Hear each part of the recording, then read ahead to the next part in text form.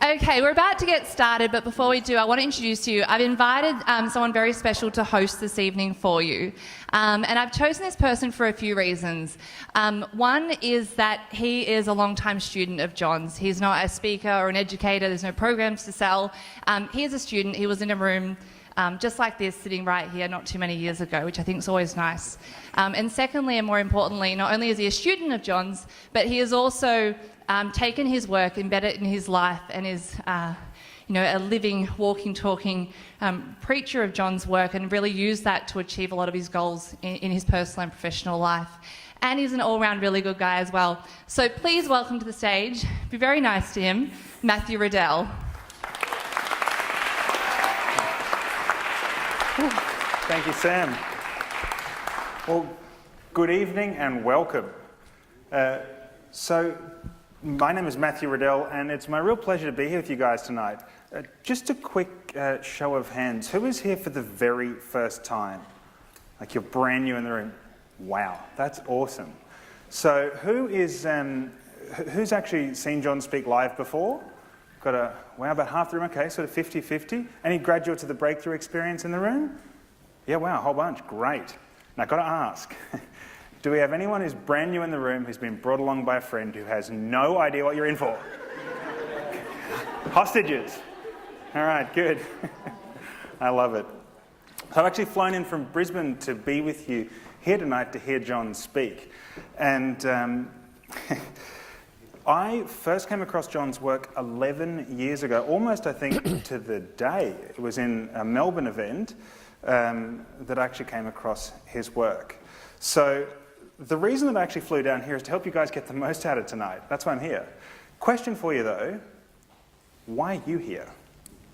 Now, on your seat, you're going to see a pen and paper. Probably people will be taking notes all night long. You get a cramped hand listening to John for sure. I want you to think to yourself, why are you here? Right? Tonight you're going to hear John speak about the 9 steps to conquer fear and empower leadership. It's such a mouthful for me. The 9 steps to conquer fear and empower leadership in all 7 areas of your life. But why are you here? If you could pick one thing, like just one thing in your life, like think of it like the domino, that if you could get that everything else would change. What would that be for you? Right? Just think about it. It could be that you're interested in stepping up to play at a totally different level. Right? Who here is tired of sitting at good and wants to go to great? Right? Just like, yes, I want to take it to a different level in my life. Could want better relationships, right? With your family, with your friends, with clients perhaps. Who's interested in the idea of actually being able to do what you love what you do, and get paid to do it? Who would love that? Yeah? Anyone here got the goal maybe on your heart of being able to travel the world? Travel the world and get paid for it? There's no better man on earth than John to teach you how to do that. Right? I want you to think about it and just write down just one thing that if you could have that would make all the difference for you. Now, I remember when I first met John 11 years ago, I was sitting exactly where you are right now, and I had a thing written on the piece of paper, and to me it just looked like a joke. I was running a business, as I said, in Brisbane, $20,000 running a business in overdraft, sitting there worried about money, worried about how I was going to pay bills, and I was just thinking to myself, how is this going to come true for me? Anyone ever felt like that, where you're just like, oh my gosh, I'm just, That was where I was at. And fast forward 11 years, it's just hard to believe. So, okay, so who's got something on their paper that they're willing to share, right? That they go, yes? I want to be a successful leader in my life. A successful leader in my life? Yeah. Marvellous. Thank you. Yes? I want balance, and I want to bring my goals to fruition. Balance and to bring your goals to fruition? Fantastic. Come on from the back. What have we got? I was always once told in a room just like tonight. Yes, sir. From my early experience of letting go of finding peace, I've learned to realise the step in fighting, in surfing, and healing, and this is what I want to teach. I thank you and love you. Marvellous. Thank you so much. Who else would like to share? One more. Yes.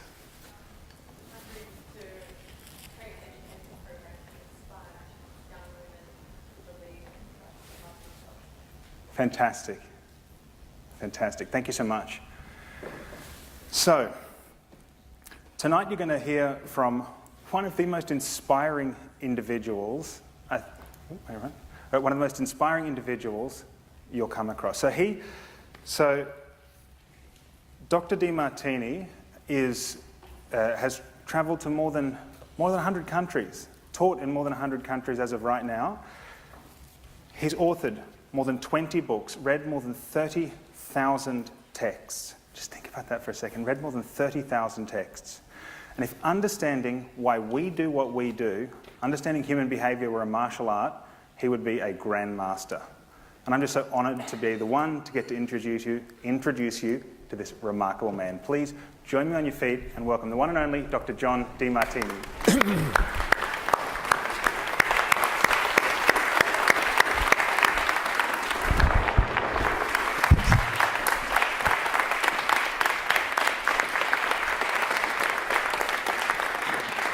Good morning, everybody.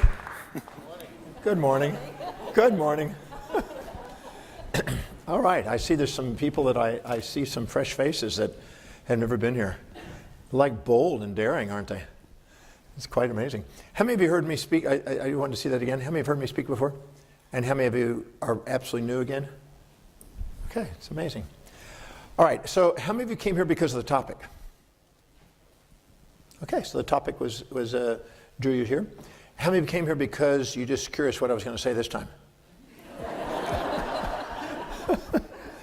All right, good.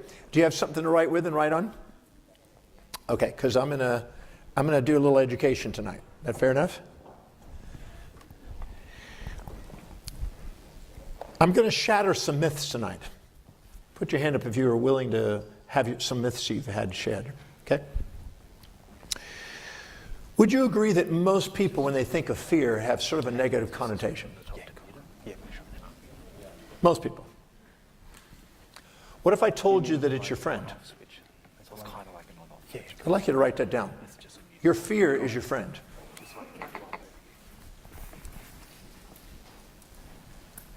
I'm going to shatter some thinking today.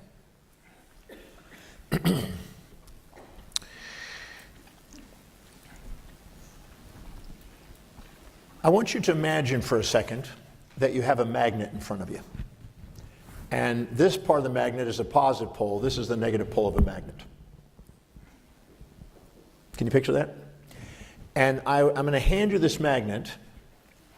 And if you can give me the positive pole of that magnet back without the negative pole, I'll give you $1 billion cash.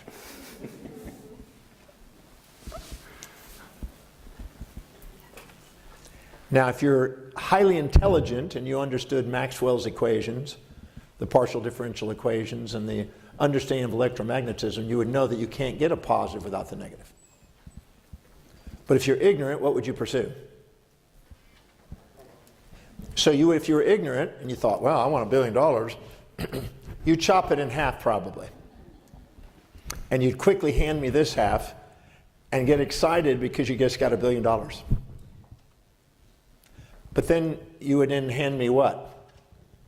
A positive and negative and a positive negative. So you'd actually thought you gave me this positive pole, but it turned out to be positive and negative after all. And the one you got rid of that you thought was negative turned out to be negative and positive. Am I correct? So the pursuit of one side without the other is elusive. But yet many people spend their lives searching for it. In the Buddhist philosophy, the desire for that which is unavailable and the desire to avoid that which is unavoidable is the source of human suffering. The desire,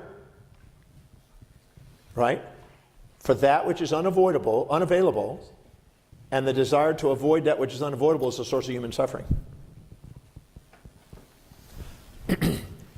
People want ease without difficulty, support without challenge, positive without negative, pleasure without pain, peace without war, agreement without disagreement, control without out of control. They want a one-sided life, and they keep banging their head against the wall, and they keep getting both. Raise your hand if you ever tried to be nice and get rid of your meanness. Hold your hand up if you said, I'm going to be nice. What has your grandmother said to you? Be nice, don't be mean. Be kind, don't be cruel. Be positive, don't be negative. Be generous, don't be stingy. And then she turns around and says to her husband, Henry, Henry! And then she gives him hell. And does just the opposite of what she says as a hypocrite. Raise your hand if you understand that. My little fuzzy thing jumped off.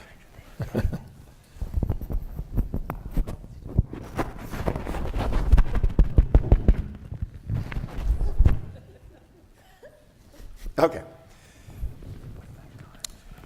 So I want you to put on this magnet, the one side that's supposedly positive is called philia. PH, did it pop up again? Don't let me forget it. Philia and phobia. Philia and phobia. Philia and phobia are two poles of a magnet.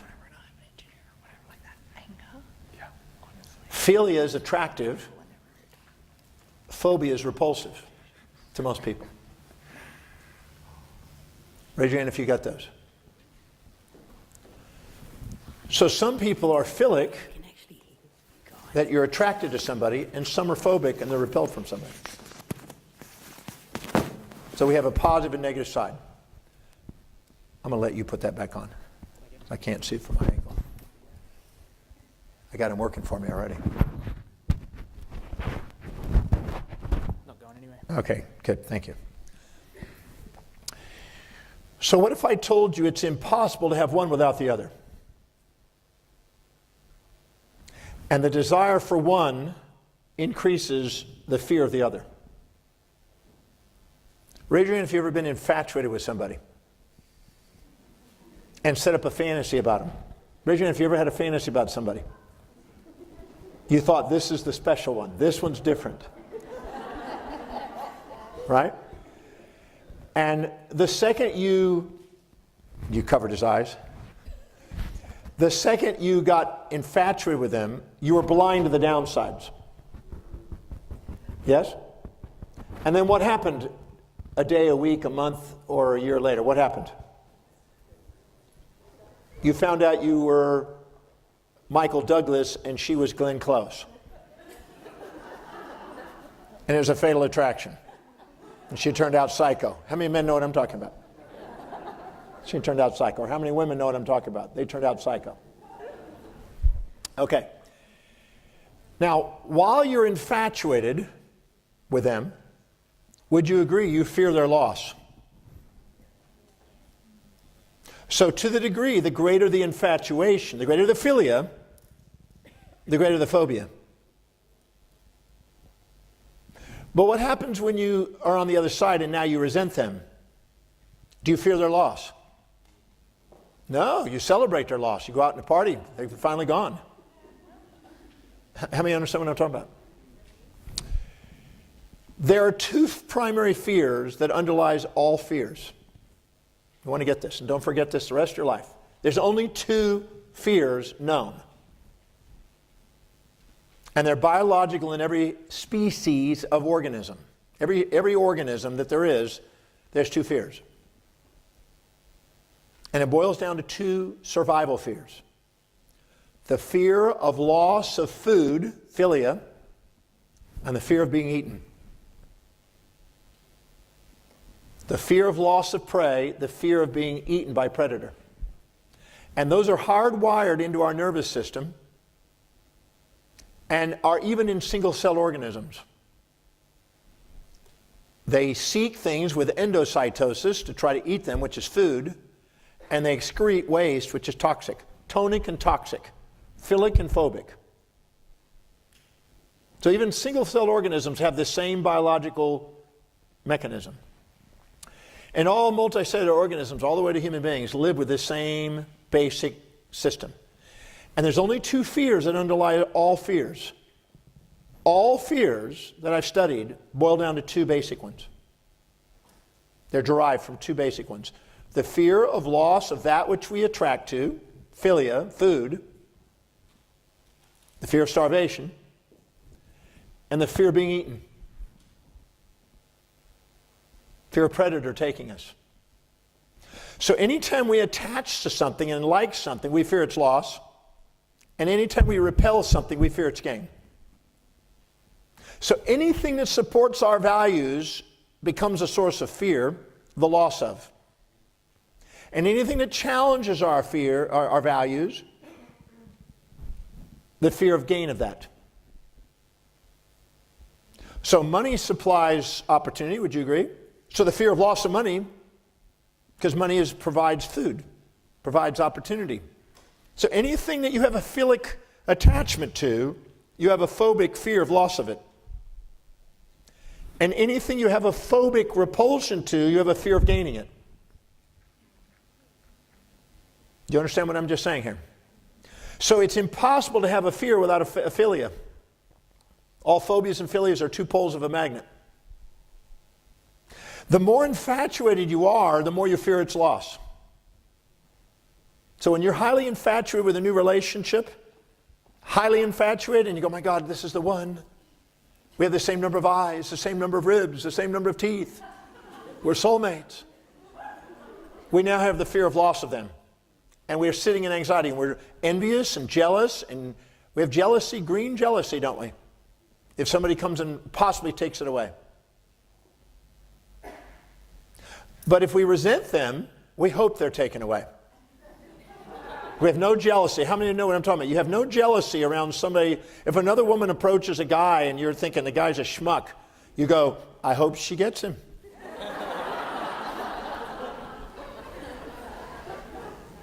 And you thank her. Take him off my hands. Thank you.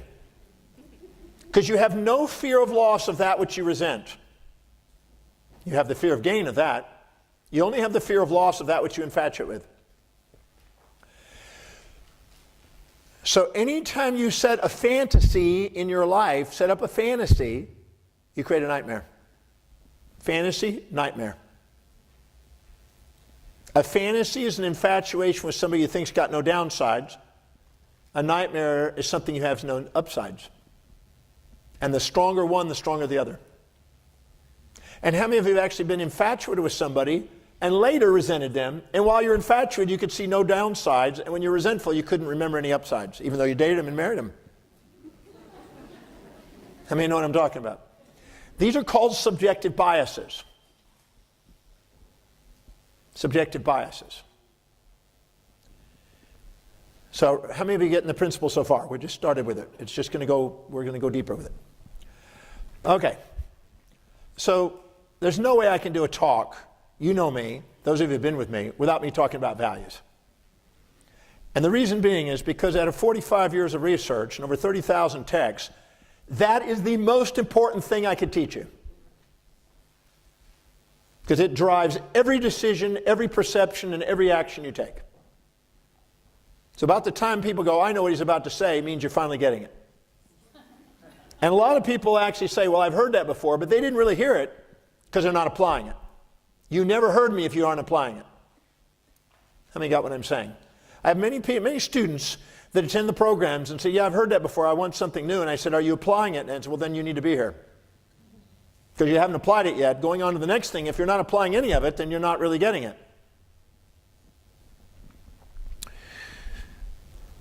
Every individual lives with a set of priorities,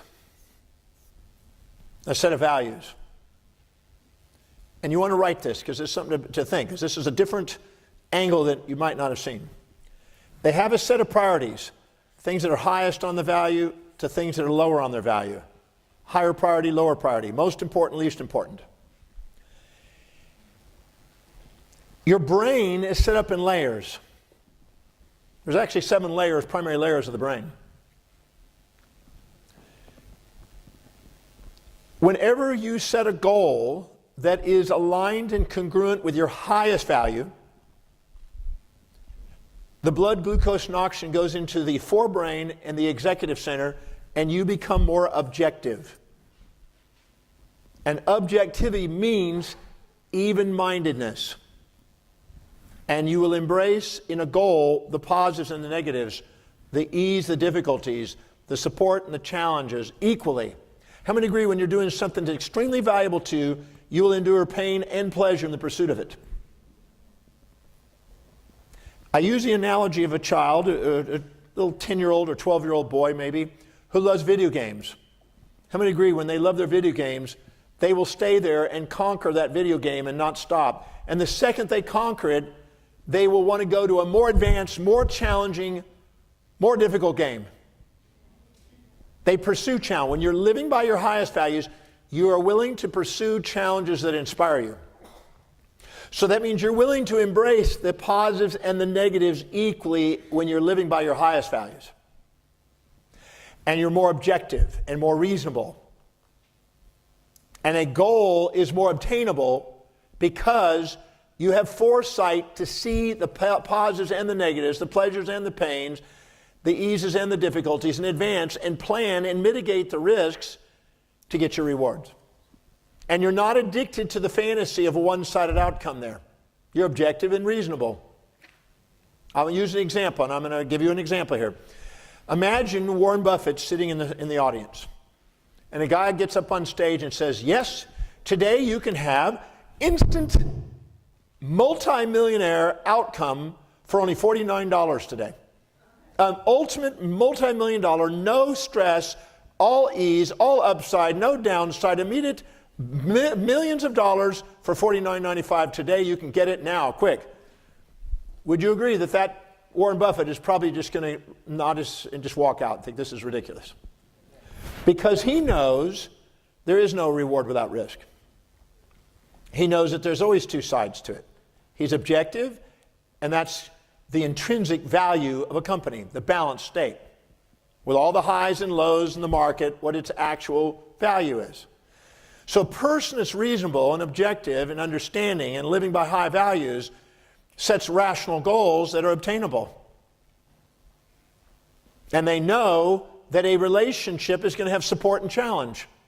Raise your hand if your relationship gives support and challenge. And how many of you know that you don't get a relationship that's got support without challenge, ease without difficulty, positive without negative, pleasure without pain? Raise your hand if you would agree that the relationship you're in both builds and destroys you. And you have times when you want to build and destroy them. And you've even had thoughts of killing them at times. Raise your hand if that's true, if you're married. Yes? And of course they've had the same thought back to you. Am I making sense so far? Now, as you go down the list of values, you move out of the executive center, the forebrain, and you move into hindbrain. And there, you activate what is called the amygdala. Not the forebrain. Forebrain is the executive center, the medial prefrontal cortex. Now, this amygdala is common to even in the animals. And the amygdala has two primary objectives, and that is desire, an impulsive desire for that which is pleasure, a dopamine high, and an instinct. So it has an impulse for pleasure and an instinct from pain. Because if it's getting eaten by another animal, that's painful. And if it gets to eat, that's pleasureful. So the pleasure principle by Freud is the seeking of that which is pleasureful and trying to avoid the pain. So in our amygdala, we avoid the predator and seek the prey. Avoid the pain, seek the pleasure. In the executive center, we embrace both of them. Why? Because we've learned that we need the predator as much as the prey to keep us fit. Maximum fitness occurs at the border of support and challenge. Maximum fitness occurs. And imagine this.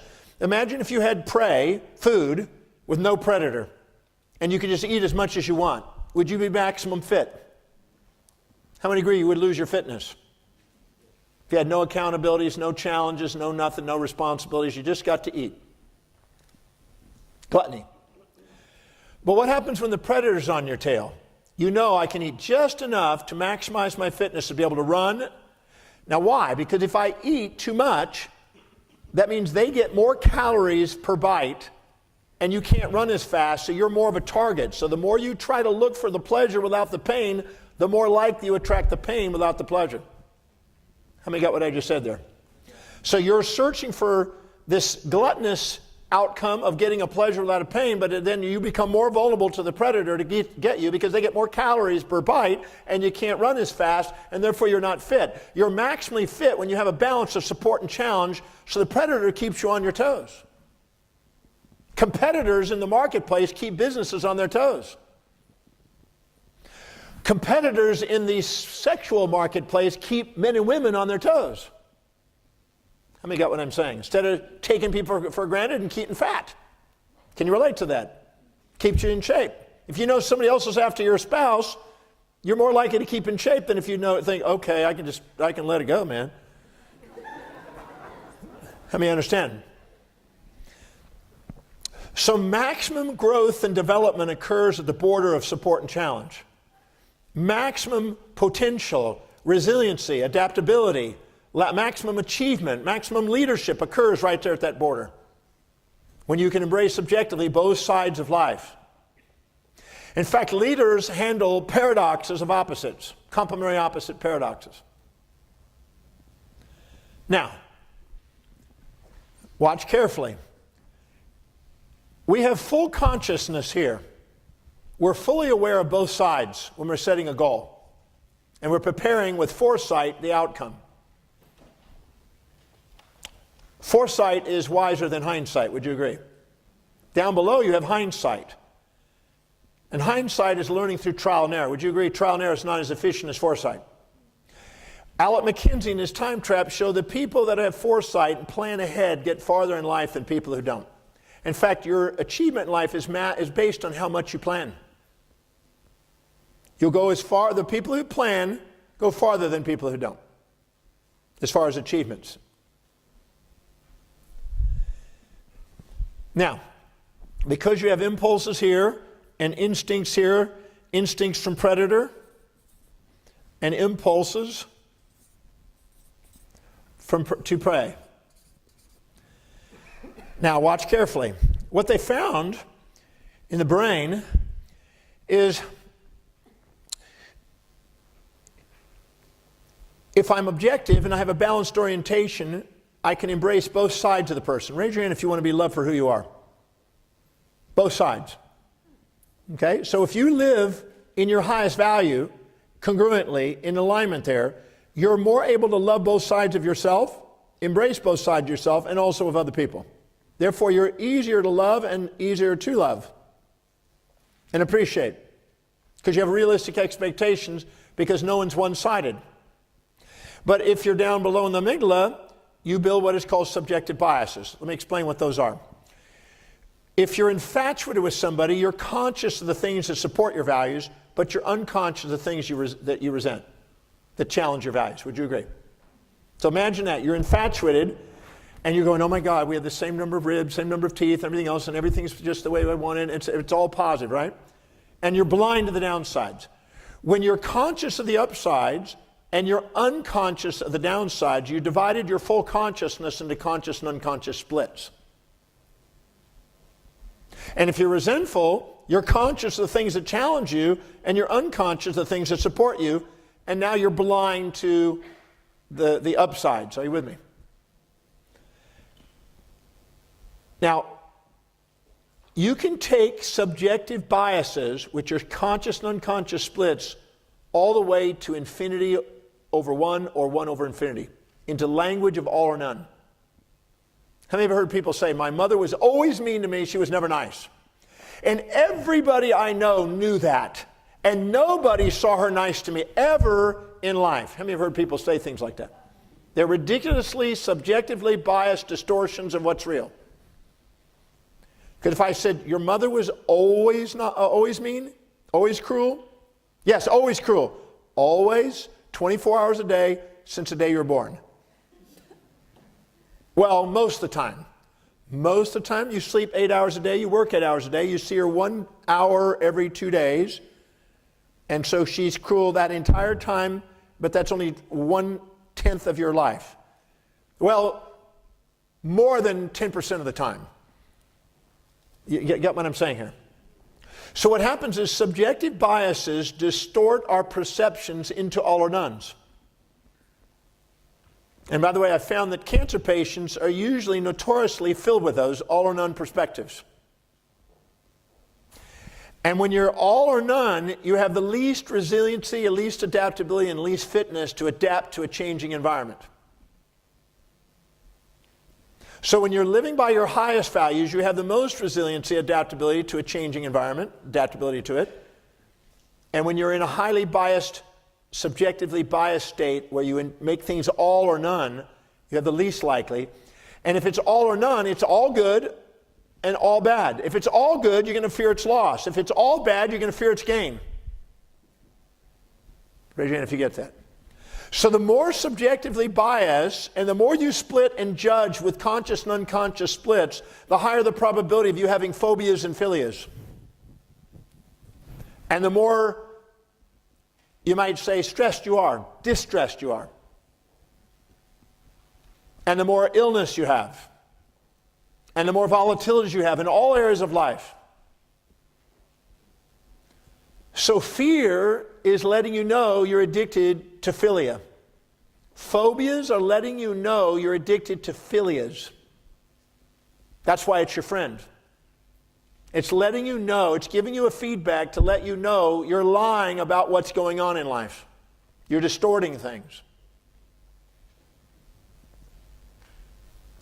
I had a gentleman that was very upset that I worked with this week. Very upset with his mother. She was a terrible woman. And I asked her, so what exactly did she do? Well, she was hardly there for me. And I said, okay, so that means that's negative. So its opposite must have been positive to you. If she'd have been there, it would have been all positive. Yes, but she wasn't there for me. She neglected me. So what would have been the drawback if she had been there? Well, there wouldn't be any drawback. Anything that has no drawback is a fantasy, which creates, therefore, a nightmare because there's no benefits by what she did because you're holding it and comparing it to a fantasy. Are you with me on that? No human being can be compared to a fantasy. Let me give you an example. If I go up to you and I said, you're always nice, you're never mean. You're always kind, you're never cruel. You're always positive, you're never negative. You're always generous, you're never stingy. You're always pleasant, you're never unpleasant. You're always peaceful, you're never wrathful. You're always kind, you're never cruel. You're always considerate, you're never inconsiderate. Would you believe me? No. If I said to you, you're always cruel, you're never kind, you're always mean, you're never nice, you're always negative, you're never positive, you're always taking, you're never giving, you're always stingy, you're never generous, you're always wrathful, you're never peaceful, would you believe me? No. But if I said to you, sometimes you're nice, sometimes you're mean, sometimes you're kind, sometimes you're cruel, sometimes you're peaceful, sometimes you're wrathful, sometimes you're considerate, sometimes you're inconsiderate, sometimes you're generous, sometimes you're stingy, you would immediately believe me, wouldn't you? How many would you believe then? Because you have a built-in intuitive thermostat to let you know you're both. And how many of you had people come up to you and said, oh, you're such a kind person? You're sitting and go, they have no fucking idea. Inside you. Raise your hand if you know what I'm talking about. That's the reason why you have a spouse, to point out that side that no one else can see. The purpose of marriage is not happiness. The purpose of marriage is to find somebody that will finally get you to be integral with who you really are. Are you with me on that? So if you get cocky, they bring you down. If you're down, they lift you up. They're trying to get you back to authentic. So you know automatically you're not one-sided. So if you know that, anytime you expect yourself to be one-sided, your bullshit meter goes off, and you have a fear of being exposed. Because you just set up a fantasy for yourself. How many understand that? And the same thing happens when you're having a fantasy about this person's all positive, no negatives. That's a delusion. You are designed to have a fear as long as you're addicted to philia. You are designed to have a fear. Why? To make sure you set real goals in real time.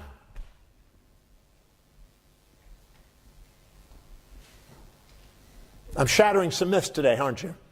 You know, a lot of people say, well, you only be positive, only think of positive. And I say, bullshit. There is no such thing as a person that stays positive. I did 2-year research attempting the highest, I did the most extensive research on trying to be positive anybody I've ever met. And it was a waste of fucking time. Waste of time. Absolute. Well, it wasn't a waste of time to do the research, but it's a waste of time pursuing it. So don't waste your time on that. You don't need to get rid of half of yourself to love yourself. You don't need to get rid of any part of yourself to love yourself. You don't need to get rid of any part of the person you love to love them. You need to set real objectives about who they are. Now, there's 2 primary triggers to fantasies that create fears. An unrealistic expectation on somebody to be one-sided, or yourself to be one-sided. So if you set up a fantasy, I'm supposed to be positive and I want to be positive all the time, the second you're negative, you're going to have a fear of actually being exposed as a negative person. How many got what I'm saying here? If you have an expectation you're supposed to be peaceful all the time, the second you have an internal conflict, you're going to feel fear of actually being exposed. Fear of that side coming up. The more you're addicted to one side of your own nature, the more you fear the other side. And the fear is your friend because it's letting you know what you're addicted to, the opposite. Fear is a friend revealing to you what your addiction is. Your addiction to fantasies are the opposite, creating a nightmare to wake you up. Raise your hand if that's all making sense. I'm here to crack a myth. Every week in the Breakthrough Experience, I have people, which is one of my signature programs, I have people that live in these fantasies. A fantasy that the person that they're with is supposed to be one-sided. They need to be more nice than mean, more kind than cruel, more positive than negative, more peaceful than warful, and they can't be, and they're never going to be, and a fantasy that you hold on to will make you have a fear of them not being the fantasy. Because you have the fantasy that you're expecting to them, and you can never love a person if you compare them to a fantasy. Nobody can compete with a fantasy. They can compete with another human being, but not with a fantasy. Does that make sense? Let me give an example. I was in Australia about 14 years ago, and I got a text message from my wife at the time, Athena. How many remember Athena Starwoman? And Athena sends me a text, and it says basically, "You'd be so proud of me, I still got it." I said, "What do you got?" He says, "I still got it. One of the most handsome men I've ever seen in my entire life just came on to me and told me that I was the most beautiful woman he'd ever met." And I said, in a text back, I said, "Well, you are the most beautiful woman I've met, so I totally understand. He's got good taste."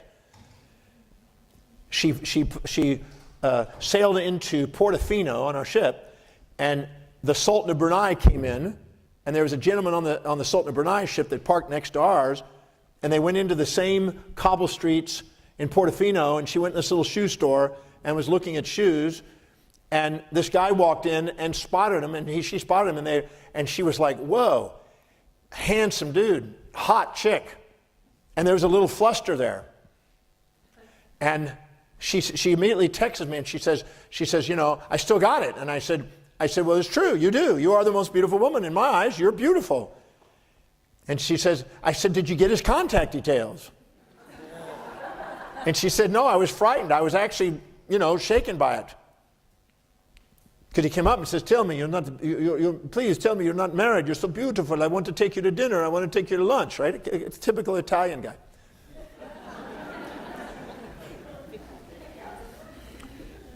And it threw her because she was flustered. I mean, you know what I'm talking about? She felt vulnerable because, a very handsome guy, My husband's in another part of the world. I'm in a romantic place. He's not there.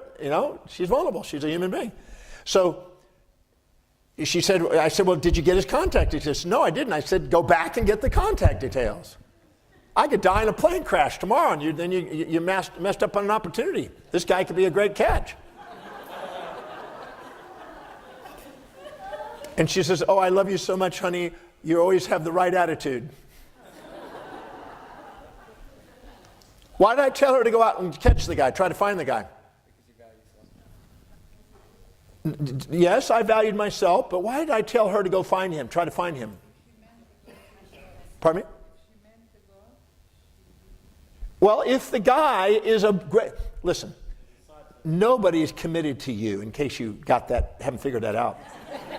They're committed to the fulfillment of what they value most in life. And it's all utilitarian. People are using each other to get what they want in life. We can lie about it, we can live in romantic fantasies, but the real truth is, if you're not getting a value out of the relationship, you start opening your mind to opportunities. Are you with me? Okay, so I know that anything I'm not willing to do with my mate, I got to be willing to delegate.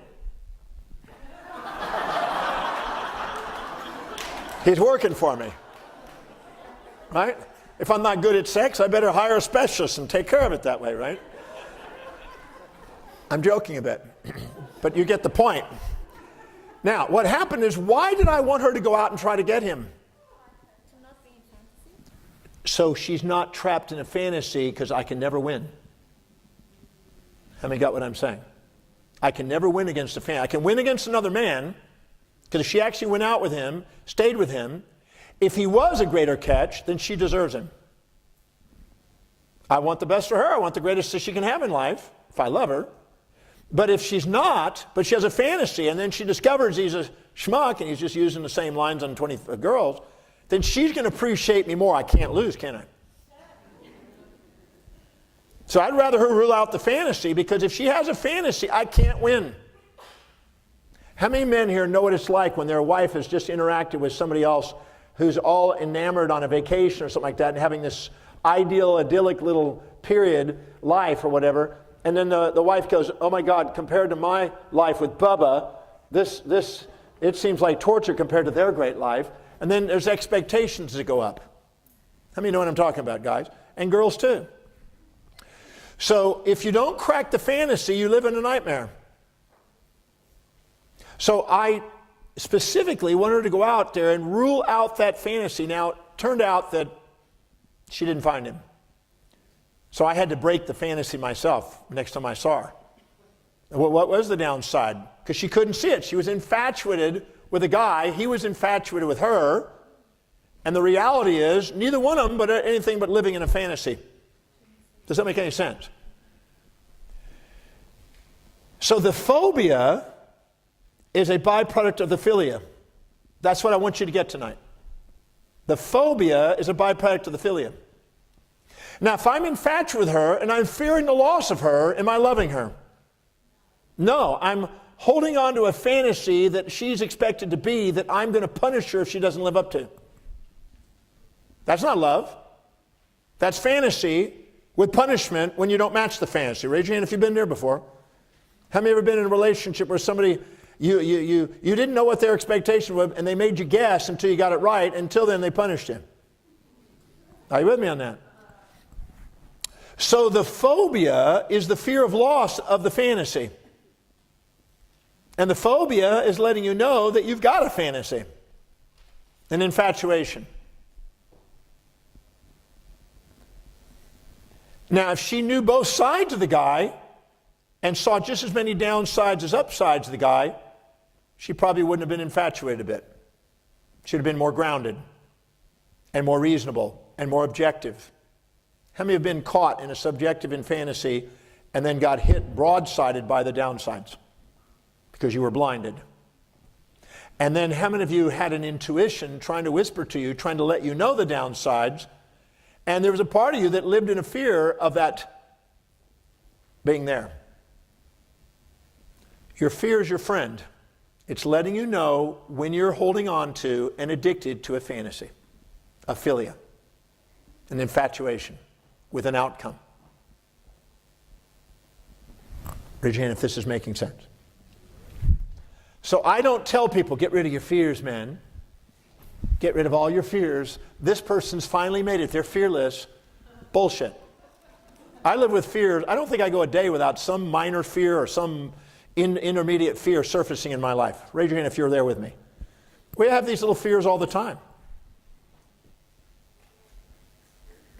Okay? So this is just part of it. And when I look at what those fears are, it's things I'm attached to coming into my life to break my attachments. They're a friend. the more we live by our highest values, the less extreme the philias and phobias. And the more we act, not react.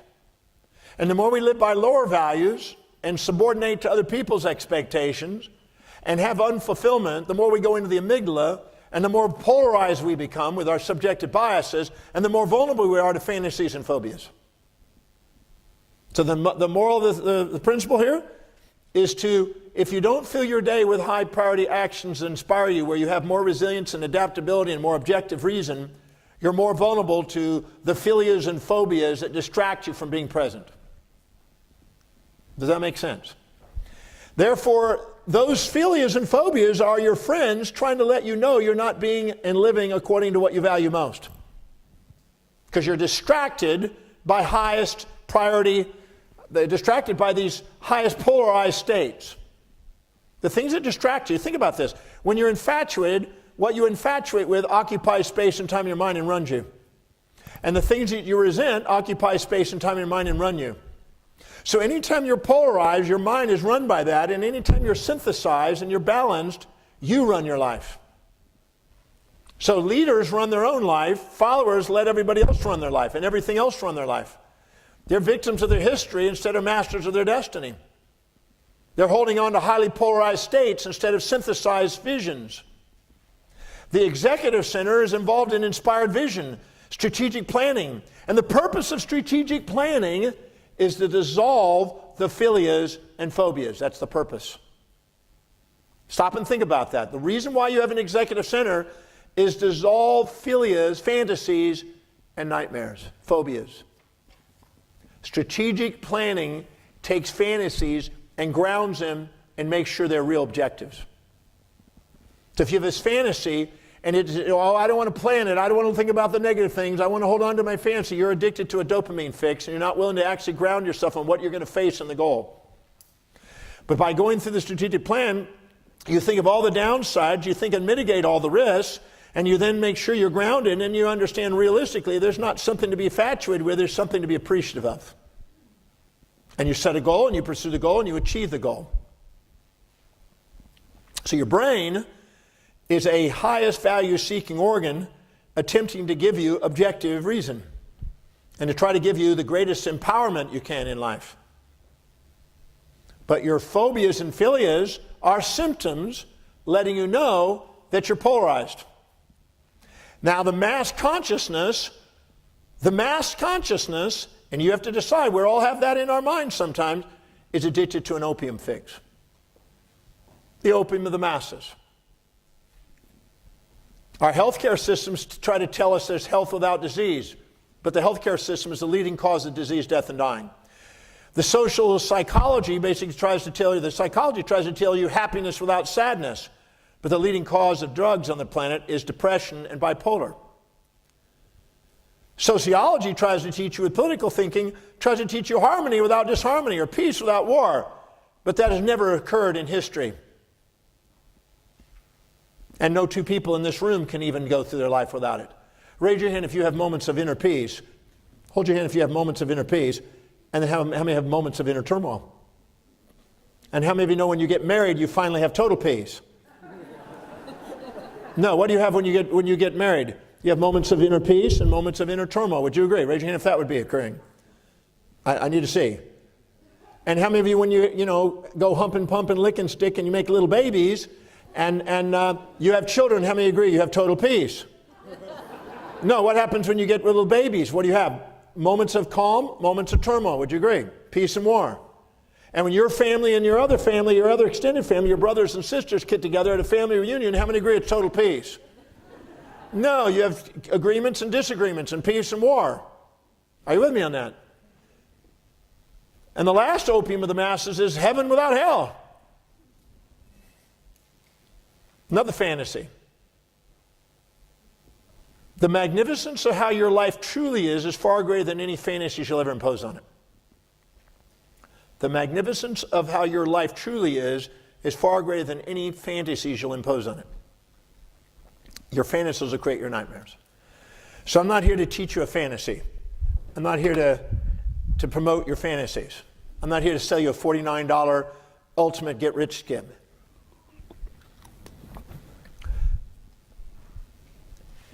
I'm here to share with you the 45 years of research about human behavior. Are you with me?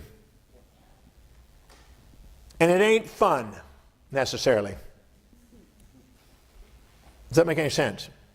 As a one mentor said to me one time, if you're investing, if it's fun, you probably fucked up. If it's boring, you're probably on track. If you're methodical, consistent, and strategic, you're probably going to get somewhere. But if you're basically wanting to kill the market overnight with a massive gain, you're probably going to end up in a lunatic asylum. Are you with me? So I'm not here to sell you a dopamine fix. I don't want to do that because it's disservice to you. You'll have a nightmare crash afterwards.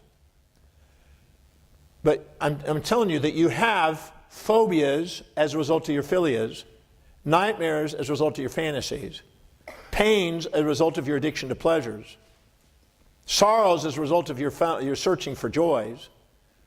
These always come as pairs like a magnet. And you grow most when you put those two together in your heart and embrace both of them. How many agree in your life you've had moments in your life that you thought were terrible, and a day, a week, a month, a year, or 5 years later you look back and go, thank God that occurred? I just got through working with a young man today who thought he had a turmoiled life as he grew up. And before he left, and an hour and a half later, he couldn't find anything that was flawed in his life. He just said, wow, I wouldn't change a thing. And I said, you finally have tears of gratitude right now? He said, yes. For both sides. The side you thought was a mistake, there's a hidden order to it. The individual who can see the hidden order in the blessing of both sides is the one that's the master. The person searching for a one-sided world is the one that's caught in the mass, hysteria. That's why the Buddha says the desire for that which is unavailable and the desire to avoid that which is unavoidable is the source of human suffering. Because most people suffer searching for a one-sided outcome. They're looking for a gain without a challenge. They're looking for a pleasure without a pain. I can't teach you that. I've never obtained it. And all the people teaching you one-sidedness are liars. And I've caught them in their lies.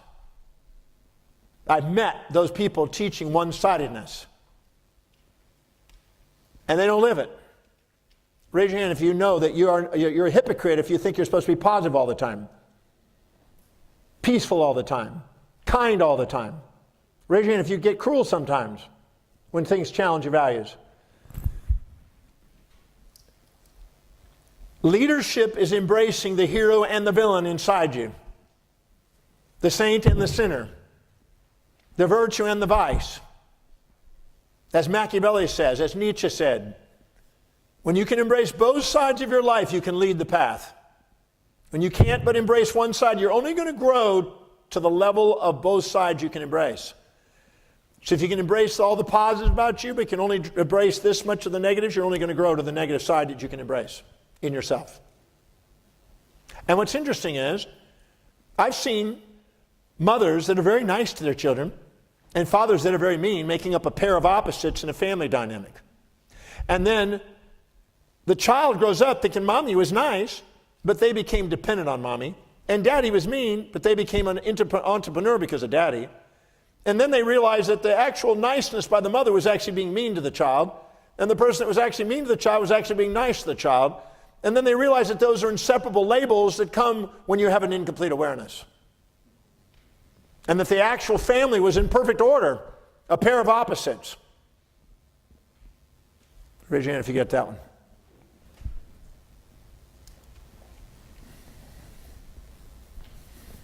Is my message coming across so far today?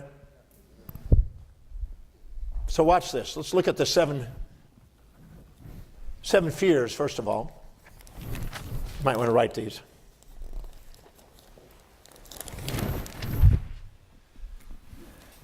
Because every weekend in the breakthrough experience, I have people that come in there with these fears.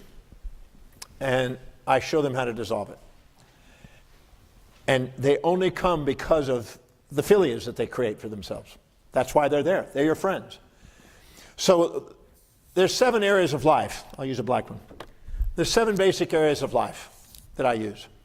Spiritual, mental, vocational, financial, family, social, and physical areas of life. So we have a desire to empower all those areas. Yeah. Spiritual. We have a desire to be inspired by a mission, a spiritual mission. Whatever inspires us, in other words. Raise your hand if you have a desire to be inspired by your life. Be an inspired individual. I was just in Munich day before yesterday, speaking in Munich. And I listened to, after I spoke, people lined up and took pictures, right? And there's a big long line. And I listened carefully, what's the most common word they say? They'll say, oh, Dr. DeMartini, you inspired me. Or Dr. DeMartini, that was inspiring. Most common word I hear is that one. And they want to be inspired. But inspiring doesn't come from me. I don't give you inspiration. Inspiring, when I share something that you know that can help you become your true self, you get inspired. How many got what I'm saying? It's not me doing anything. There's no magic in me. It's if I say something that you feel can liberate you from the bondage of your uninspiring life and help you do something extraordinary, which is what you truly want to do, you then get inspired to hang out with me. Does that make sense? But it's not because I give you something. I just bring to your awareness the power you have inside. You have a desire for an inspired mission. You have a desire to wake up your creative genius. Raise your hand if you want to have ideas that are creative and innovative and original. You also have a desire for vocational achievement or success. Some people call it success. I'd rather call it achievement. You have a desire for financial independence, to have money at the end of your life, not life at the end of your money. Yes? But you know what? Less than 1% of the world's population become financially independent.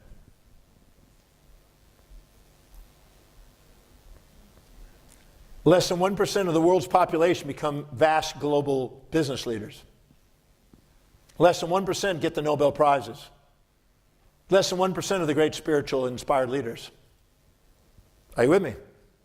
Not because it's not sitting inside you, but because they're the few individuals that live by their highest values and set sail as captain of their ship and master their fate on a direction that was objective and real and achieved it. Not fantasies. I ask people how many want to be financially independent. They all put their hands up. But what they really want is not financial independence. What they want is immediate gratifying consumption of depreciating consumables. How many understand what I just said? That's what they want. They want the lifestyle of Kim Kardashian. Okay? And so as long as they have that as their values and not real asset accumulation, they're not going to be financially independent. Because they have a fantasy about how they want their life instead of getting grounded about what it takes to have financial mastery. Are you with me on that? And therefore their life is a nightmare. Because they're struggling financially all the time. Because they don't understand that unless you have a desire to serve people, unless you desire to have fair exchange with them, and unless you desire to value yourself, to be able to save a portion, and defer immediate gratification to a long-term vision, financial independence isn't going to occur. So they have a fantasy, an unrealistic expectation on how it's supposed to happen. Then there's also a desire to have family love and intimacy. Raise your hand if you'd like to have somebody that's close and intimate, somebody special in your life that's a partner possibly. At least one. And then there's also social leadership and influence. Raise your hand if you'd like to have some sort of a influence and be a leader of something. The question, though, is I was speaking at a leadership conference a couple of years ago, and I went out in the audience, I said, all right, you're here at a leadership conference, you obviously want to be a leader. Oh yeah, I want to be a leader, I asked this guy. I said, so, okay, what are you going to lead? And who are you going to lead them, and where are you taking them? Wasn't clear. So he had a fantasy. The person who's a leader knows what they're going to lead. How they're going to lead it. They have a strategy. They're strategic. They have a plan. They're living in their executive center, not in their fantasy world. Their fantasy creates a nightmare. No wonder they're not getting what they want. They're looking for a quick fix on how to get quick leadership. You're only going to lead in the area of your core competence. Your core competence is an expression of your highest value. And the next one is vitality and beauty and well-being. Raise your hand if you'd like to actually feel that you're attractive enough to attract somebody to make love with you. Raise your hand if you have a desire to be attractive enough to attract somebody to make love with you. And then how many want to have enough wellness so you can actually endure the sex that night? Okay? You have a desire to be attractive. You have a desire to be fit. You have a desire to get in shape. You have a desire for those things inside you innately. Because that's what helps you survive. If you look carefully, every woman is looking for a man that is fit, that is inspired, that's intelligent, that's resourceful, that has cash, that has ambition, that wants them, and that can socially interact with people. Would you agree? Put your hand up, women. Okay? Now, whether you like it or not, you may think that men are different and they only want to look for boobs and tubes or whatever. But the reality is, men are wanting the same thing. Raise your hand, men, if you want a woman that is attractive, intelligent, ambitious, right, resourceful, not going to drain you cash-wise, and would like to have potential family with you and everything. You're looking for the same thing. So any area of your life you're not empowered in, other people will compete and overpower you. So don't expect to get an empowered person if you're not empowered. Because they're wanting their values met. And don't ever expect a guy that's not going to be supportive and challenging, kind and cruel, nice and mean. Because if you support their value, they'll be nice to you. You challenge their value, they're going to be mean to you. And raise your hand if you know you're going to be doing both in your relationship. You're going to be supporting and challenging. So you can't expect anything but both. And if you expect both, you have a realistic expectation. If you expect a human being to live in their values, not your own, and you expect him to be both-sided, not one-sided, you have a realistic expectation on him. Because every decision they make is based on what they believe will give them the greatest advantage or disadvantage in their value system, not yours. But if you expect them to be one-sided and you expect them to live in your values, you're going to have a fantasy that you're holding on to, and you're going to be living in a fear, and they're going to betray you because they can't live in that fantasy. They're going to be living in their own world. Are you with me? So if you have a fantasy about how they're supposed to be, you're going to have a nightmare as a result. And if you have an infatuation with them, you're going to have a fear of loss of them. And if you resent them, you're going to have a fear of gain of them. All of those imbalanced perspectives create your phobias and philias. It has nothing to do with the world out there except your perception of the world out there and the expectations you put on it. And the person that sets realistic objectives in their executive center spontaneously rises in power and leads. And they can lead in any of the 7 areas of life. No question, Chad. They can lead in all areas. So all 7 areas can be empowered. All 7 areas can be empowered by setting objective, realistic, objective questions to yourself and objectives.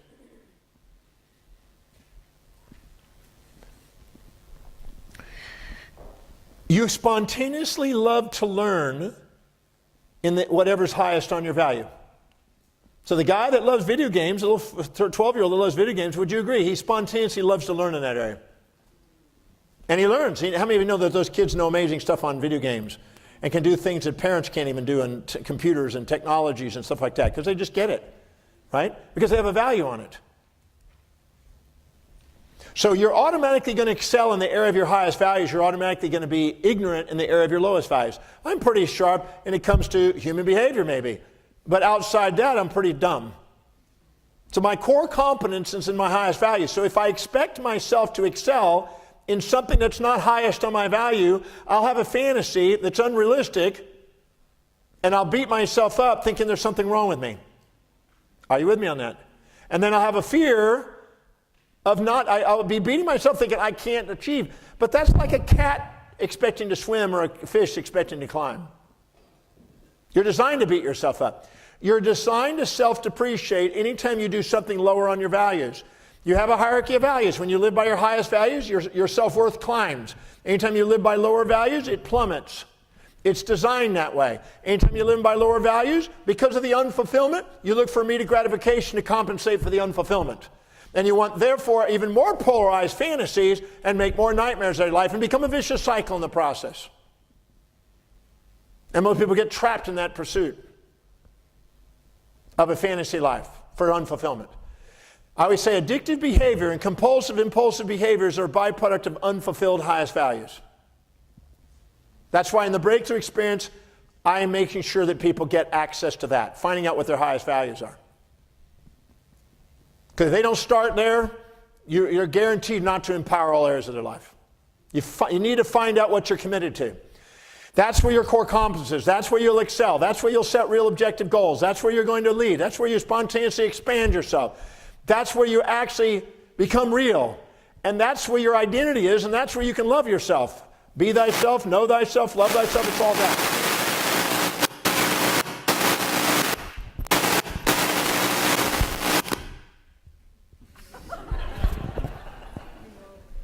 Make sure you get that.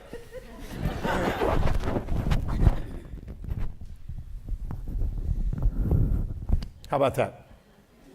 That was meant to come out, just to make sure you got that message.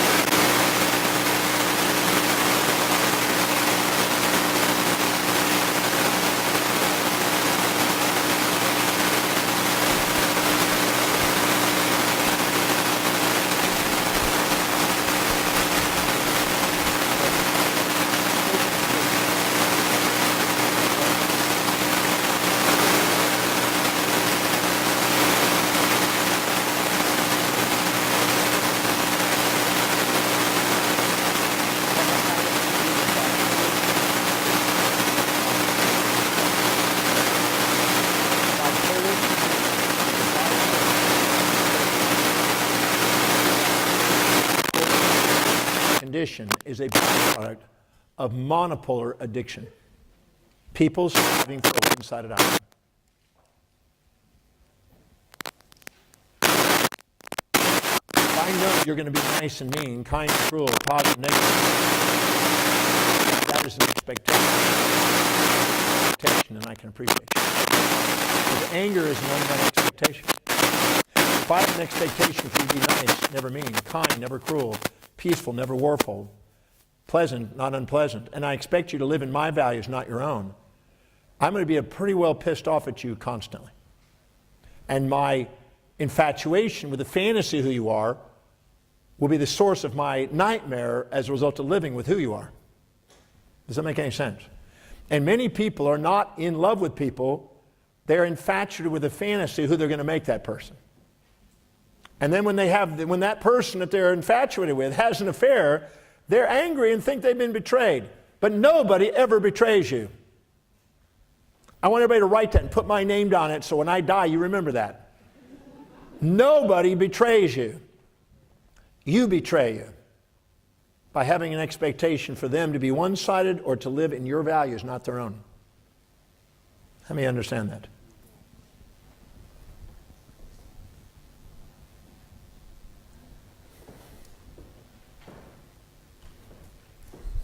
So how do you conquer the fears?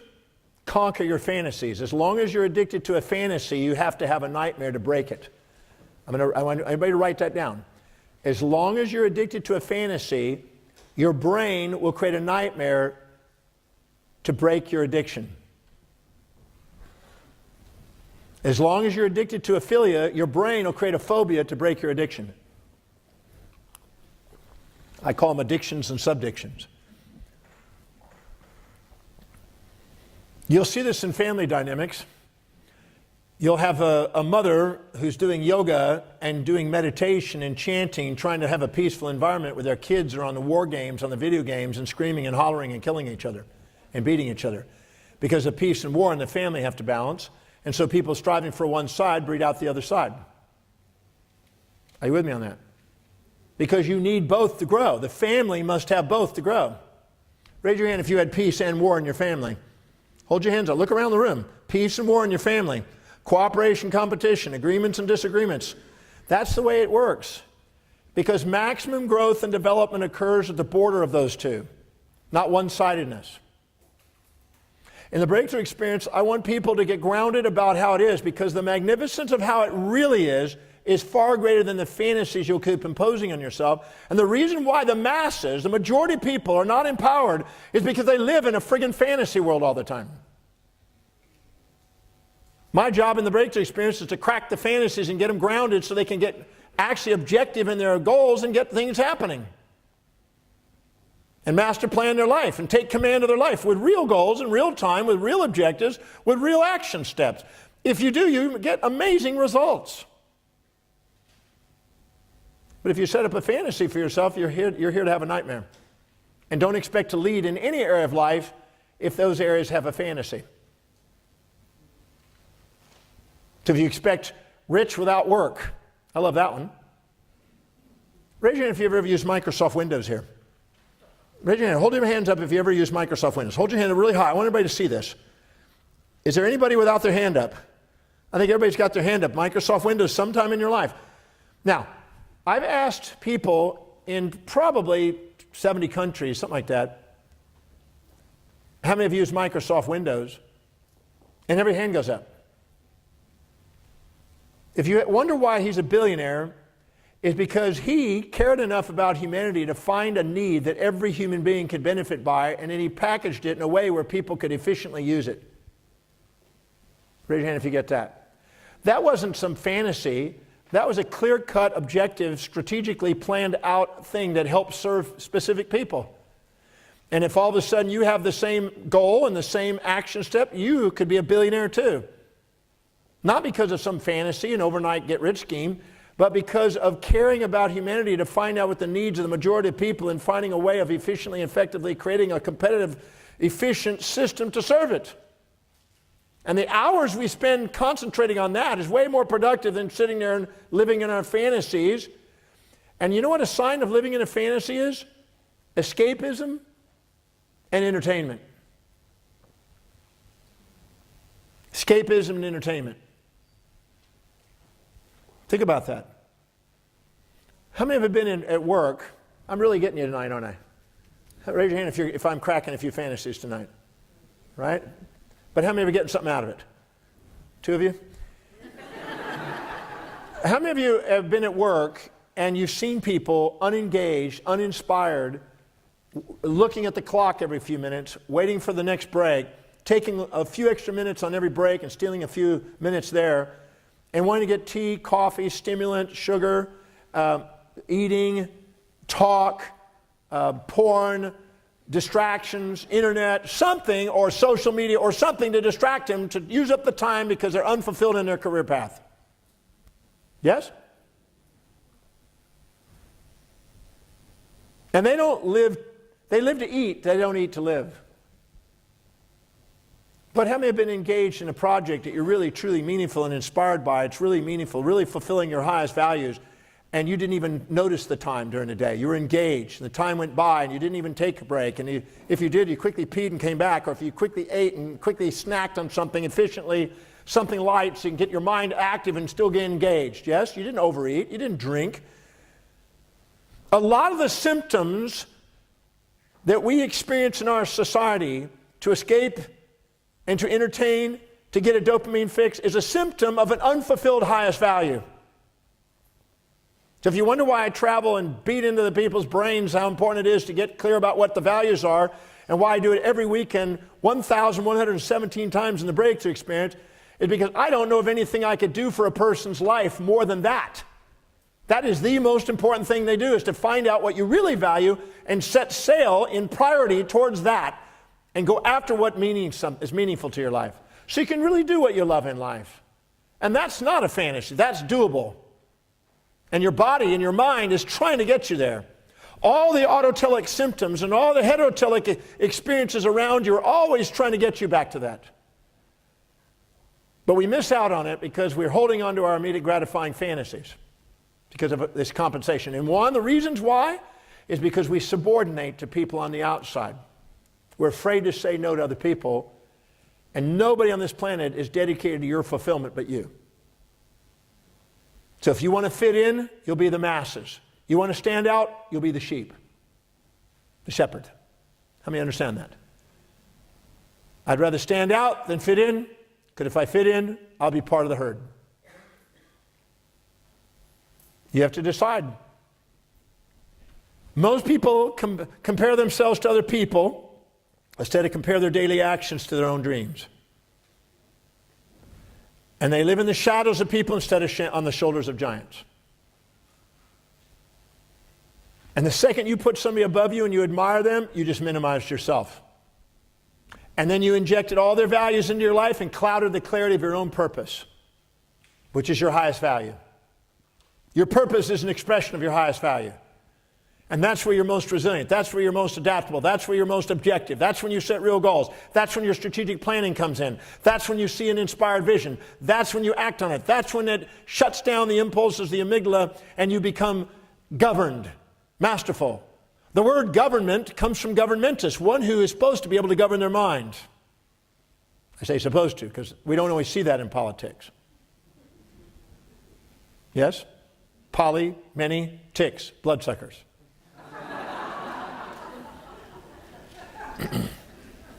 I'm joking.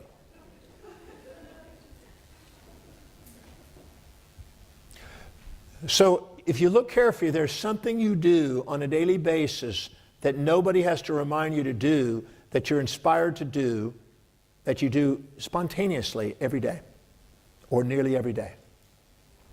And accessing and being honest, real, true, reflective awareness about what that is, that's the area that you spontaneously act without needing to be reminded. That's where your leader is. That's where your core competence is. Mine is researching and teaching. One of my daughters is fashion, designs, creative art and design and fashion. My son is games. He can sit there 18 hours doing games. And he's making a business out of it. He's creating a business like PewDiePie did. PewDiePie did 13 million a year ago in games per year. So my son wants to do that. Fine, great. As long as he makes cash, I don't care. Does that make any sense? As long as he's doing what he loves and getting paid for it, to me, that's mastery of life. If you're sitting there having Monday morning blues, Wednesday hump days, thank God it's Fridays, and week friggin' ends, and you're not inspired by your life, well, that's only because you've chosen to live somebody else's life. Fit in. Worry about rejection. No one will ever reject you more than you will. And if you allow them and their rejections to deter you from what you love, you will live rejecting yourself. I'd rather have the whole world against me than my own soul. I've had lots of people reject me for dedicating my life full time to teach. Many people have projected their values onto me and labeled me all kinds of things along the journey. And I just say, thank you for your opinion, fuck off. I mean, understand that. Thank you, but no thank you. I appreciate your opinion. Now I'm going to do what I love doing. Thank you. I call it the law of lesser pissers. If you have a choice of pissing others off of yourself, piss them off. Doesn't make any sense. By the way, how many of you ever had somebody say you're selfish? And what they're actually doing in the moment they say that is expecting you to live in their values. Selfishly. How many heard that? They're actually projecting their values onto you instead of you actually living your own values. They're trying to get you to live in their values, selfishly. So I don't go by what other people label me. I go by what's inspiring to me, because you can't live an inspired life living everybody else's dreams.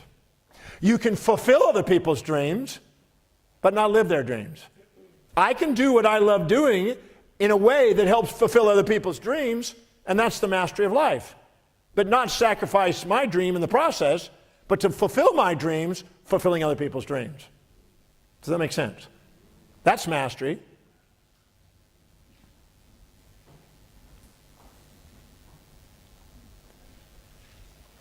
So identifying your highest value is number one. Prioritizing your daily actions is number two. If you're not living by your highest value, you're not going to be objective. You're going to have unrealistic expectations. And you're going to be trapped, probably impulsively looking for a one-sided world. And those fantasies will disempower you. They won't prepare you for real life. And it will make you project unrealistic expectations on yourself and other people. And you'll be a victim of your history, not a master of your destiny. The third one is getting clear about what you want to do and lead. What do you want to lead? Your highest value is where you're a leader. What do you want to lead? What are you here to lead? What do you spontaneously do? I spontaneously research and teach. Nobody has to remind me to ever do that daily. I research and teach every day.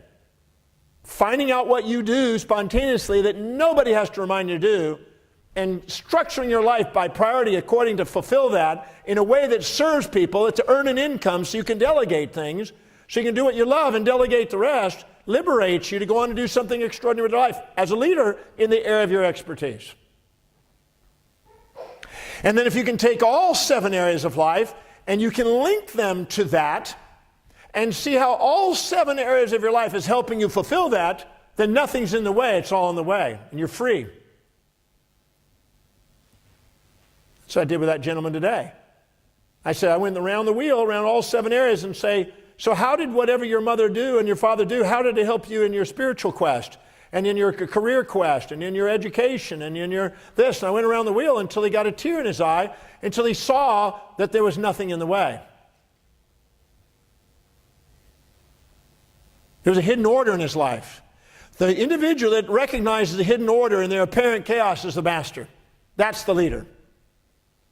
Because how are you going to bring order to people's lives if you can't see the order in your own perceptions?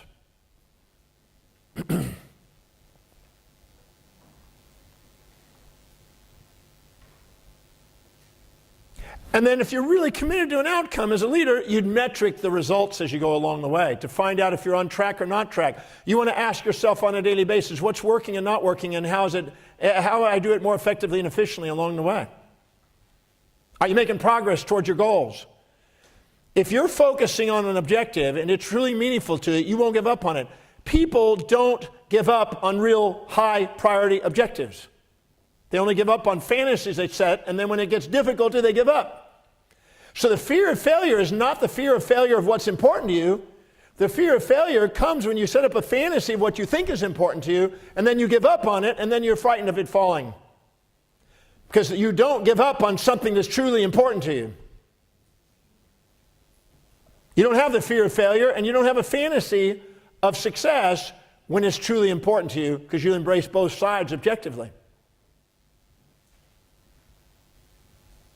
I don't have to worry about competition with what I do. Nobody wants to do 360 days a year traveling the world like I do.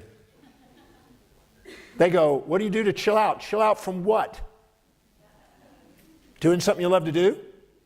I had my blood pressure checked the other day. Every time I go and get my dentist to clean my teeth, every 3 months I get my teeth cleaned. I clean them in between, but I clean them every day. But I go and get, real dental cleaning, where they polish it and stuff. And the lady does a blood pressure check on me every time I go. My blood pressure fluctuates between 96 and 100 over 54 to 60. That's my blood pressure. That's pretty low, right? People go, do you have fatigue? And I go, no. I got more friggin' energy than most people. Who knows me? I got pretty good energy most of the time. Yes? Energy is infinite once you recognize the source. And the source is congruency with what's truly meaningful to you and living congruently that way and structuring your life. If you want to master your life and become a leader and transcend the fantasies and phobias that are trying to get you there, structure your life and become a master architect of your life and take command of it and master plan it. That's one of the reasons I teach the breakthrough experience. Week after week after week, 43 times a year for 29 years almost. It's because I know that if they get exposed to the information, it starts a new pathway for their thinking. Raise your hand if you learned something tonight that you haven't thought of, baby. You cannot put your hand in the pot of glue without some of the glue sticking. You can't put your mind into the mortal principles that will stand the test of time without you increasing the probability of you standing the test of time. Dirac, the Nobel Prize winner, said something that's been with my life for many, almost 40-something years, 41 years, 42 years now. When I first read his stuff at 18, 19, 45 years. I'm 63 now. So, it's not that we don't know so much, we know so much that isn't so. It's not that we don't know so much, we know so much that isn't so. The fastest way to disempower the masses is to promote a fantasy that they can never live by.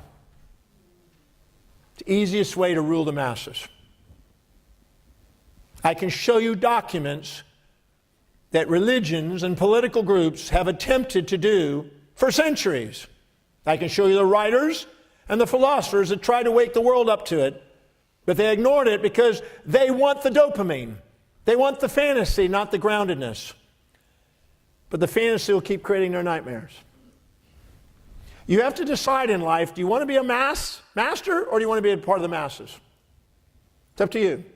It takes no effort to be part of the masses. You can join the football game and watch all the spectators in there, or you can be on that floor and on that field and be an all-star. It's up to you. But if you want to master your life, you're going to have to get on the field. And you're going to have to get bruises, and you're going to have to be cut up and do the work in there. Does that make sense? If you want to just spectate and just have a beer out there and eat and fart up there where no one knows it, then fine. Does that make any sense? That's an easy life, you think. But until the very last day of your life, you're going to be asking yourself a single question. Did I do everything I could with everything I was given? And you want to be able to say yes, and you won't be able to. But if you sit down and identify what you really value most, you structure and prioritize your life to live it, you structure your life on a daily basis and fill your day with high priority actions that do inspire you, which you can do every single day the rest of your life. No one's stopping you from doing that. And learn to say no to outside distractions, say yes to inside inspirations, and decide what area you want to lead, and then pursue it, and allow your core competence to become specialized knowledge, to become the leader in whatever the field that you want to master, and then keep doing it, and keep doing it with persistence, then there's nobody stopping you on the planet for doing something that leads the field. And you'll be objective. You won't be trapped in philias and phobias. You'll set real goals, have real action steps, get real results. And you'll say thank you at the end of your life because you lived a freaking amazing life.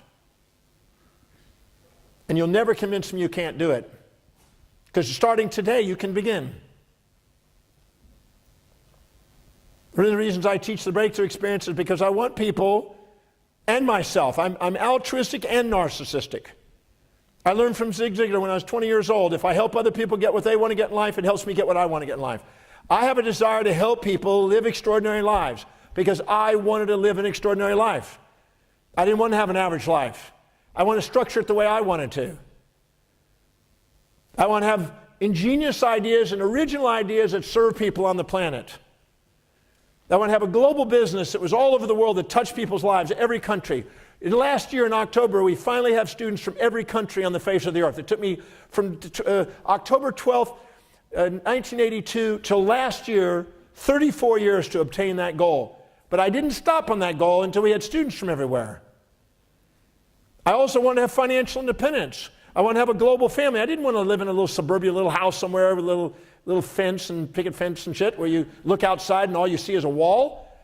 I was told when I was 20 years old, never live where you can't see the farthest horizon. So I wanted to be able to live up in the air on the plain or out at sea or on top of a tall building or on top of a mountain where nothing blocked my view.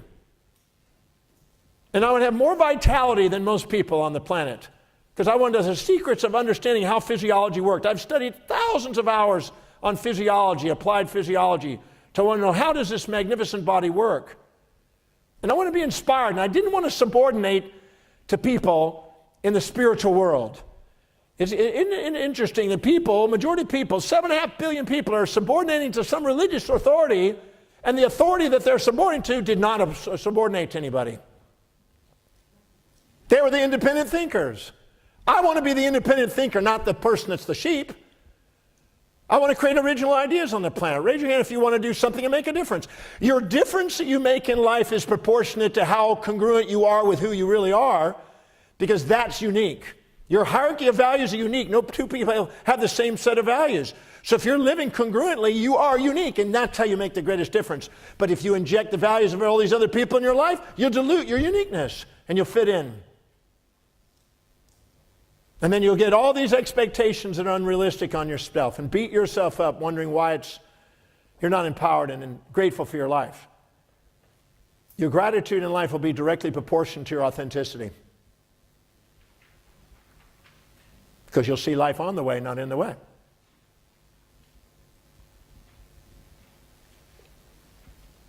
That's why I want to do the breakthrough experience, because and people think I'm neurotic about it.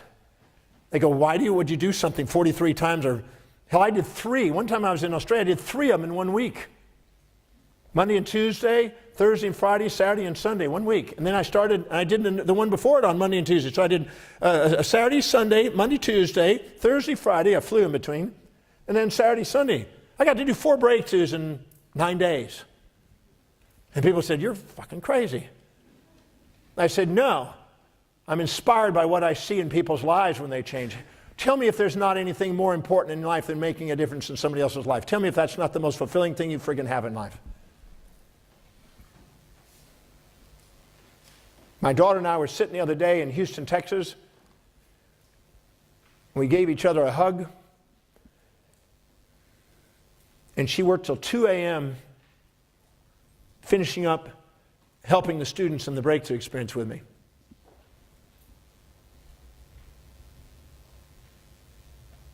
We gave each other a high five. We gave each other a hug. We did it.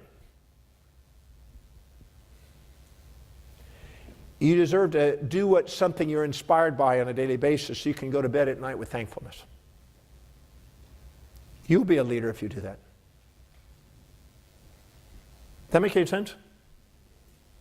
Did I give you some insights on fears tonight?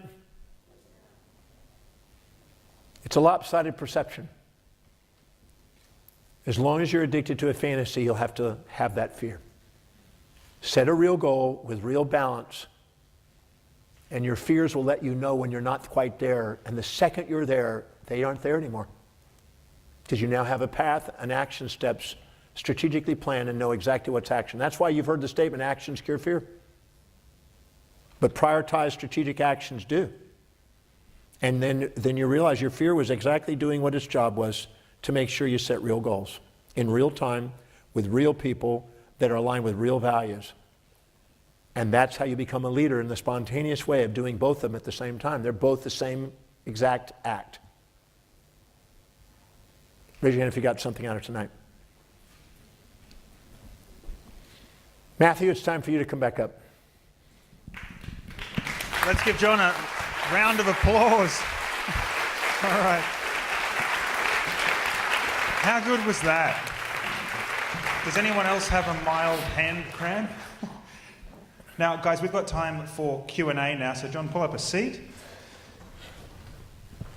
Now, we had a few people busting at the edge to get questions answered, so yep, go for it. So my question is, why don't more people live by the highest values, but not just in a one-on-one way that's not taught at schools and whatnot? Do society need the masses to function properly, or is it something we can actually go for a future when most people can live by the highest values? That's a very good question, don't you think? Great question. I'll repeat the question.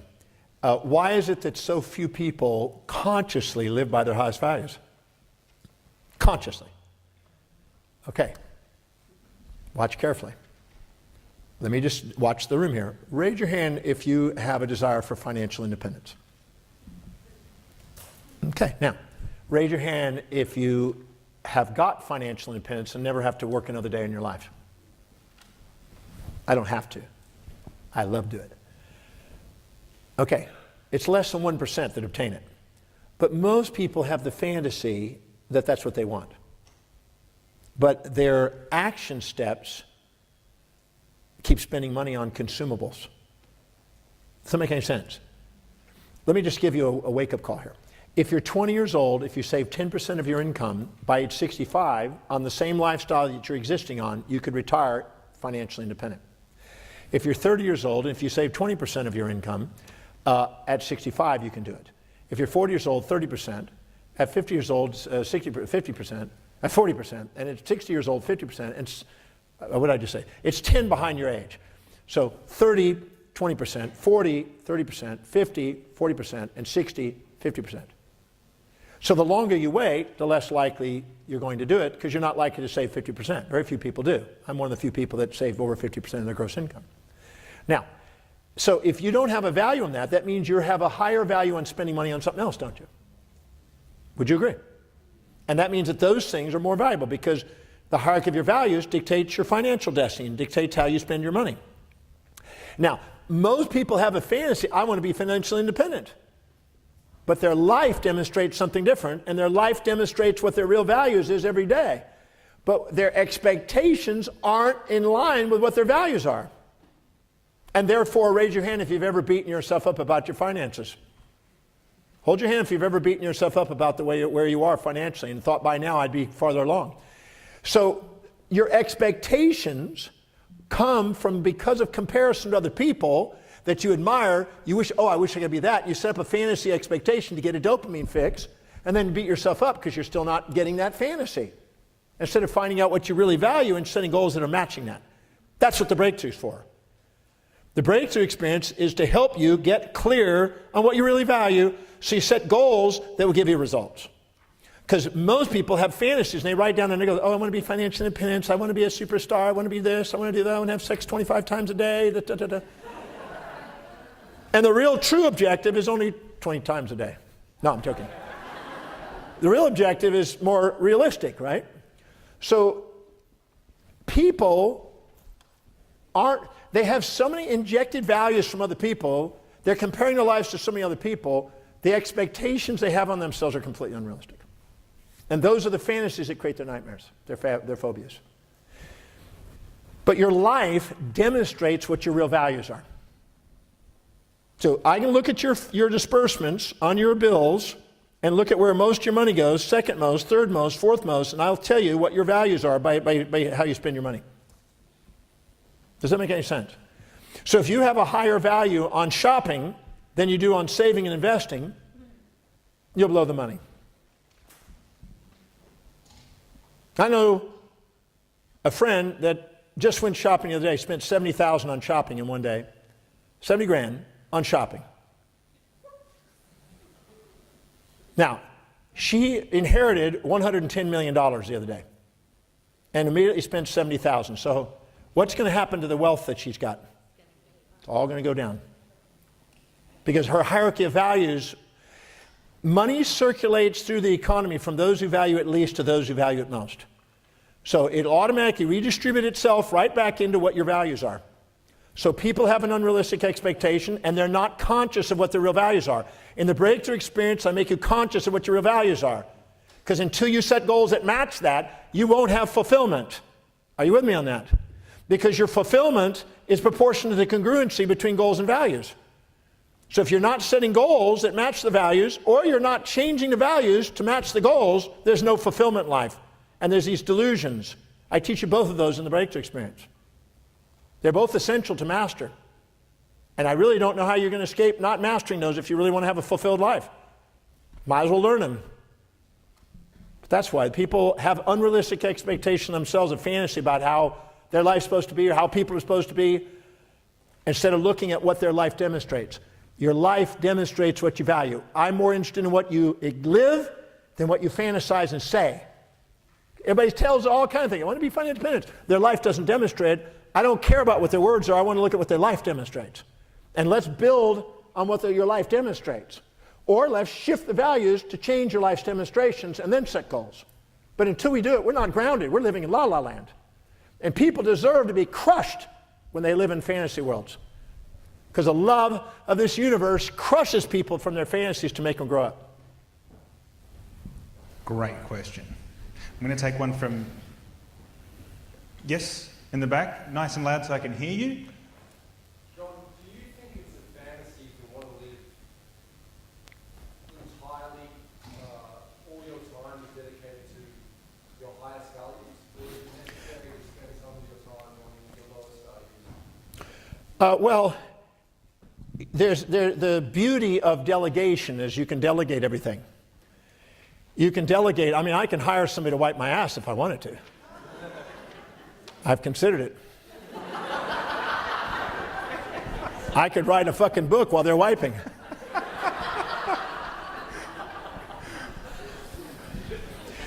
It depends on what you want in life. Are you capable of delegating anything that's not inspiring? Yes. But you also may want to learn the art of linking things that you would love to do. You may have more than one thing you'd love to do. How many of you have lots of things you love to do? So my advice is to link it to what is high on your values so you can do them all. But you can also delegate things and get things done. I would not be where I am today if it wasn't for the people I get to delegate to. I couldn't get everything done. I don't drive. I haven't driven in 27 years now, more than 27. It's over the 27 mark now. Except one time on the Gold Coast, I drove when my wife passed away. I had to drive the car to this other place.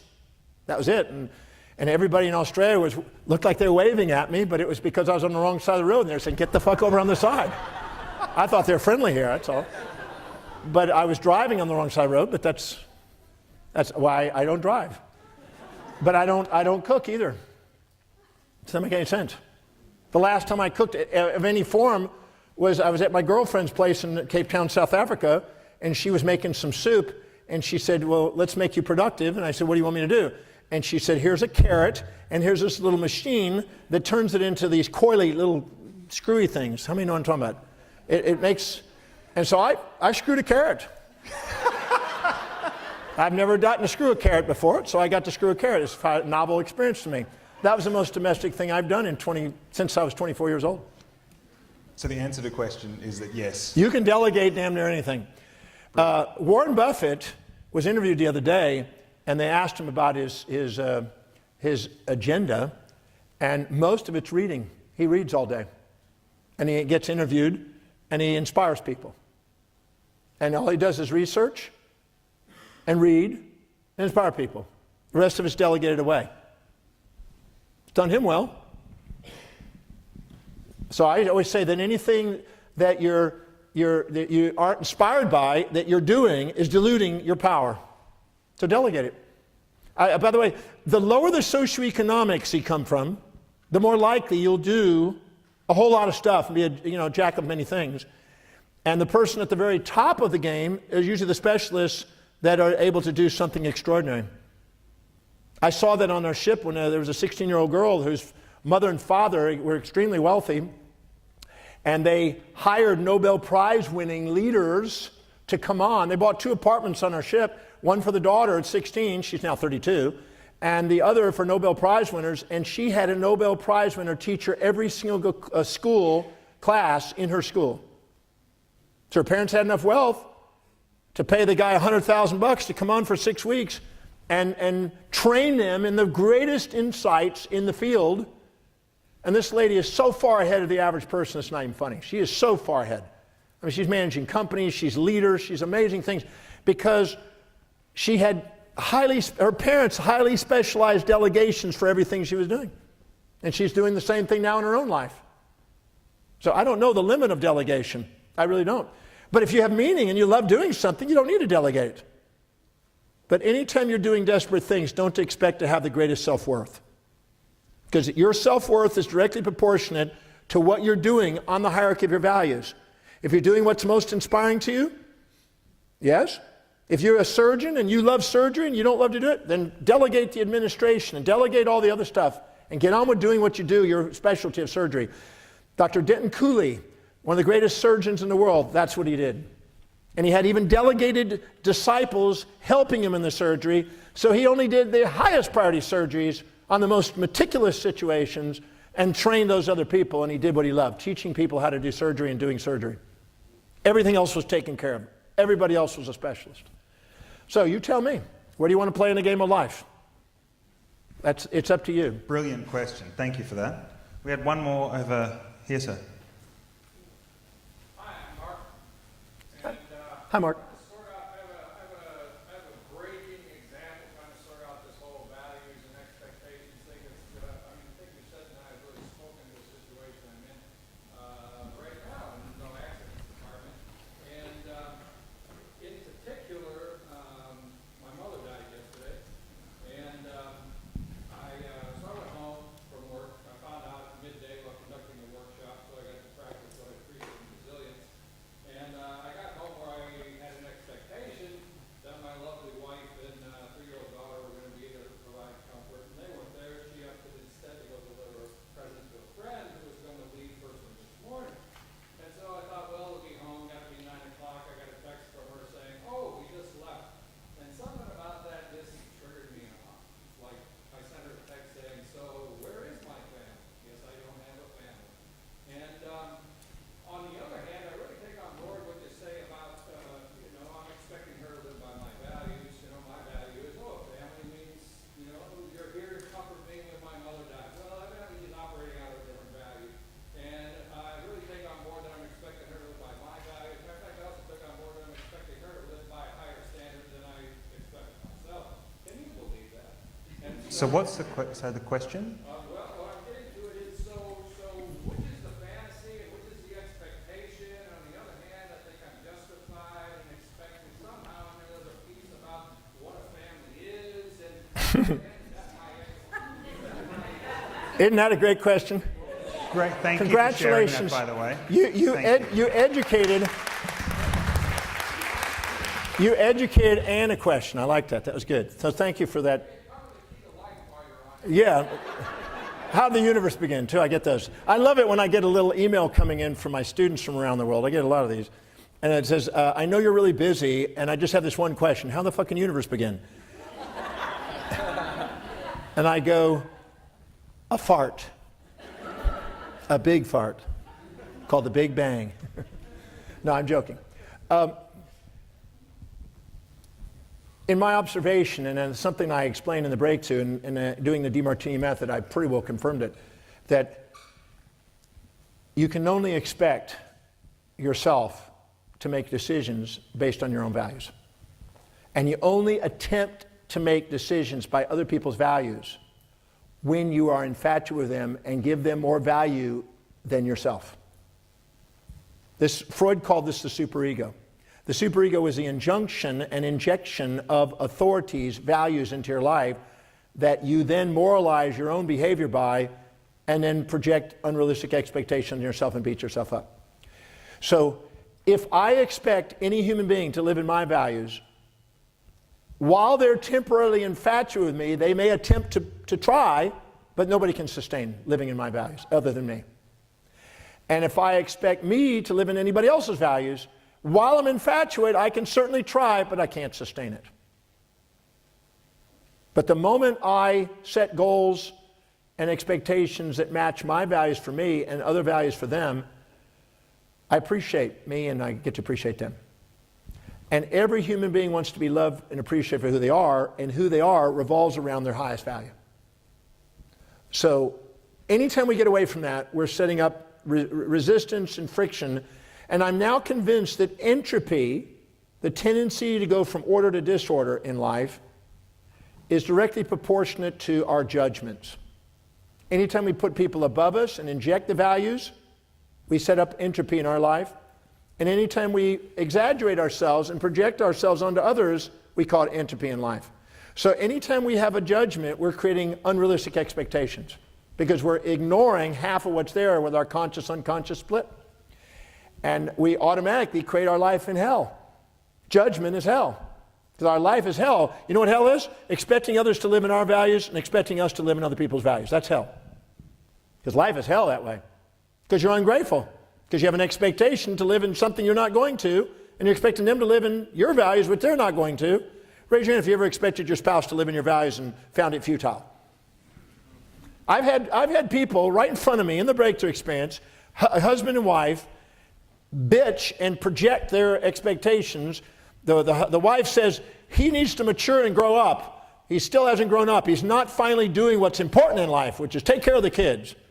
And he says to her, well, she's an immature, spoiled little brat. All she wants is what she wants. She hasn't grown up and realized that there's responsibilities. You got to go to a job and make money. Both of them are projecting the values onto each other. How many understand that? And they're both perfect for each other. Because without him, there's no money to pay for the kids, and without her, there's no reason for working for the kids. Are you with me? They need each other. That's why sex and money go together so much. That's supposed to be funny, but that didn't work right. The two drivers of life, man. So material and spiritual wealth, I call it. So what you just said is spot on. But it's all about congruency. The most fulfilled liberty a human being has is when their will matches divine will. If you study philosophy and you study the perennial wisdom through the ages, you'll see that there's been a question, free will or predestination. How many heard that? Necessity or contingency, determinism or indeterminism. That's been the paradox. There is no paradox in a state of equanimity.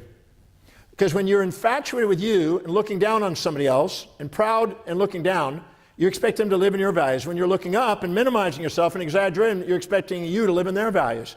This isn't going to occur. That's not going to occur. Both of them create hell. But when you look across and see that the seer, the seeing, and the seen are the same, and there's reflective awareness, not deflection, because here you're too humble to admit it, here you're too proud to admit what you see in them is inside you. When you have reflective awareness, not deflective awareness, judgment, there's nothing to change in you relative to others, there's nothing to change in them relative to you, and the way it is something you're grateful for. And now human will, the way you want it, matches divine will, the way it is. And the Vedantic Om Tat Sat stands true, as it is, man. And then you realize there's something Leibniz said in his great philosophy in the Discourse of Metaphysics. It says there's a divine perfection, a divine order, a divine love, a divine simplicity in life that few people ever get to know, but those that do, their lives are changed forever. That's why I want people to go to the breakthrough experience, to get that. Because that shifted my life when I was 18 years old. So, yeah, anytime you're going to create hell out of your life trying to get other people to live in your values or try to live in other people's values. That's why in the breakthrough experience, I want you to give yourself freedom to live truly according to yours. I said on The Secret, remember The Secret years ago, 10, 11 years ago, 11 years now.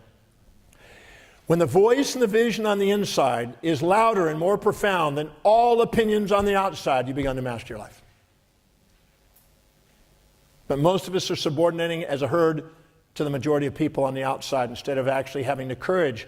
But remember what has been stated. But, it was Gandhi who stated it, and many others have stated it. Schopenhauer said it.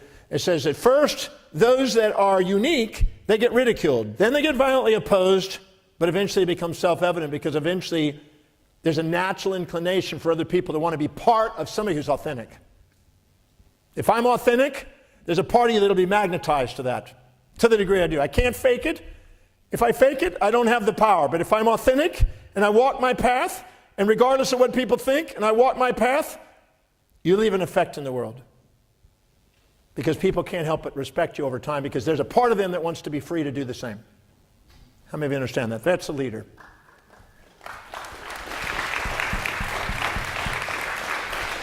That was a great question, and John, thank you for that answer. Thank you. So, actually, John, my final question, and I'll take this one, is you've mentioned tonight a lot about fears, values, and the breakthrough experience. Can you just give everyone, exactly what do you do in the breakthrough? Because you've mentioned it a lot. Give it a little run through. Why would someone... Who's been to the breakthrough?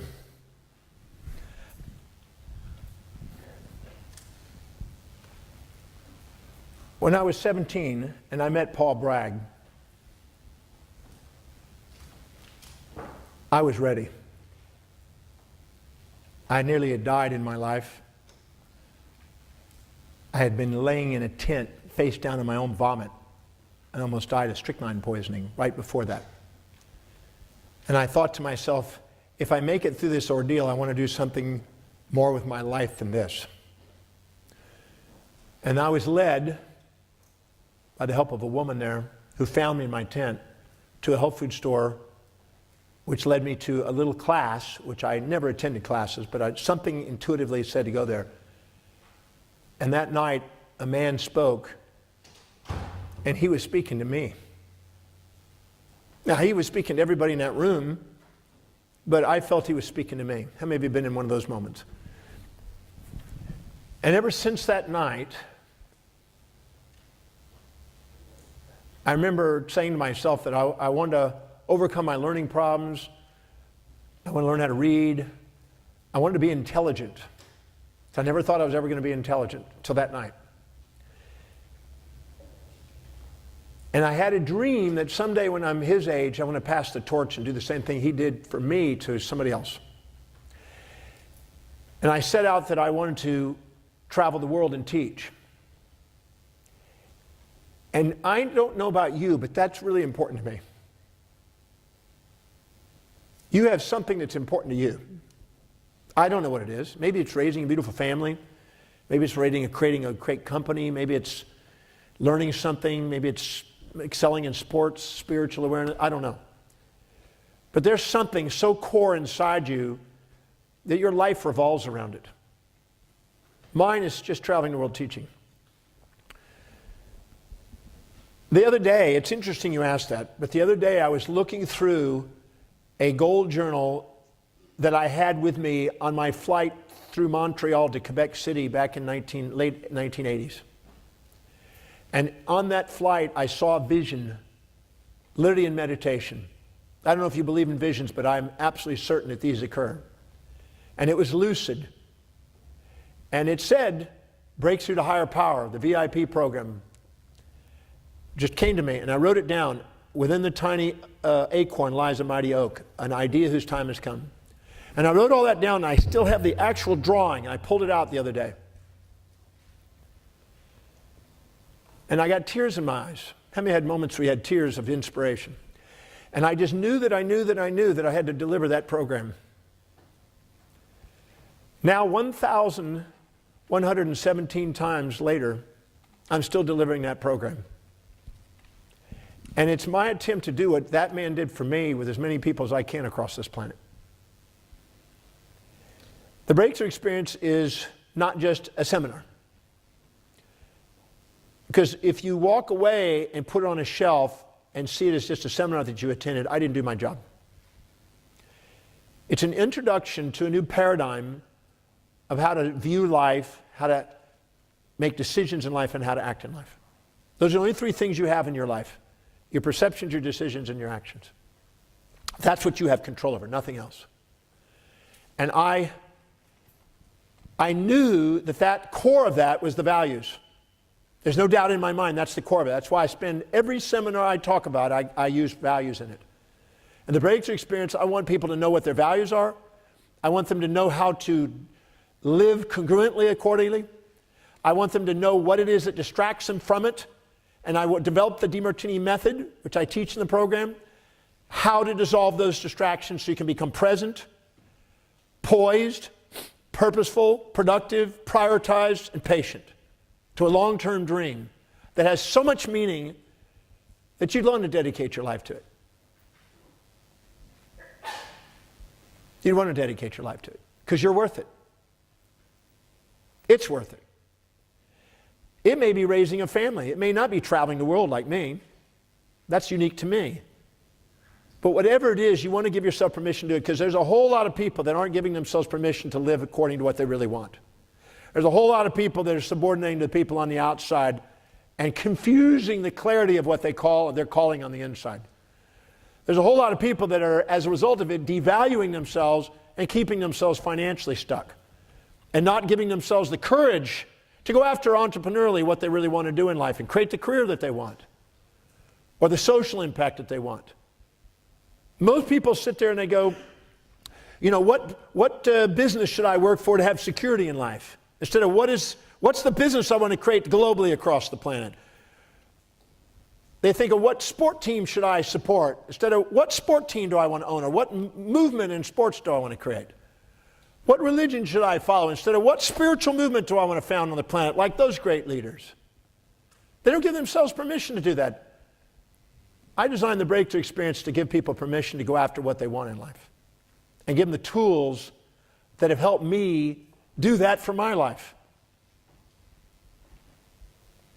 I have a life that I've got the largest collection of gratitudes of anybody I've met.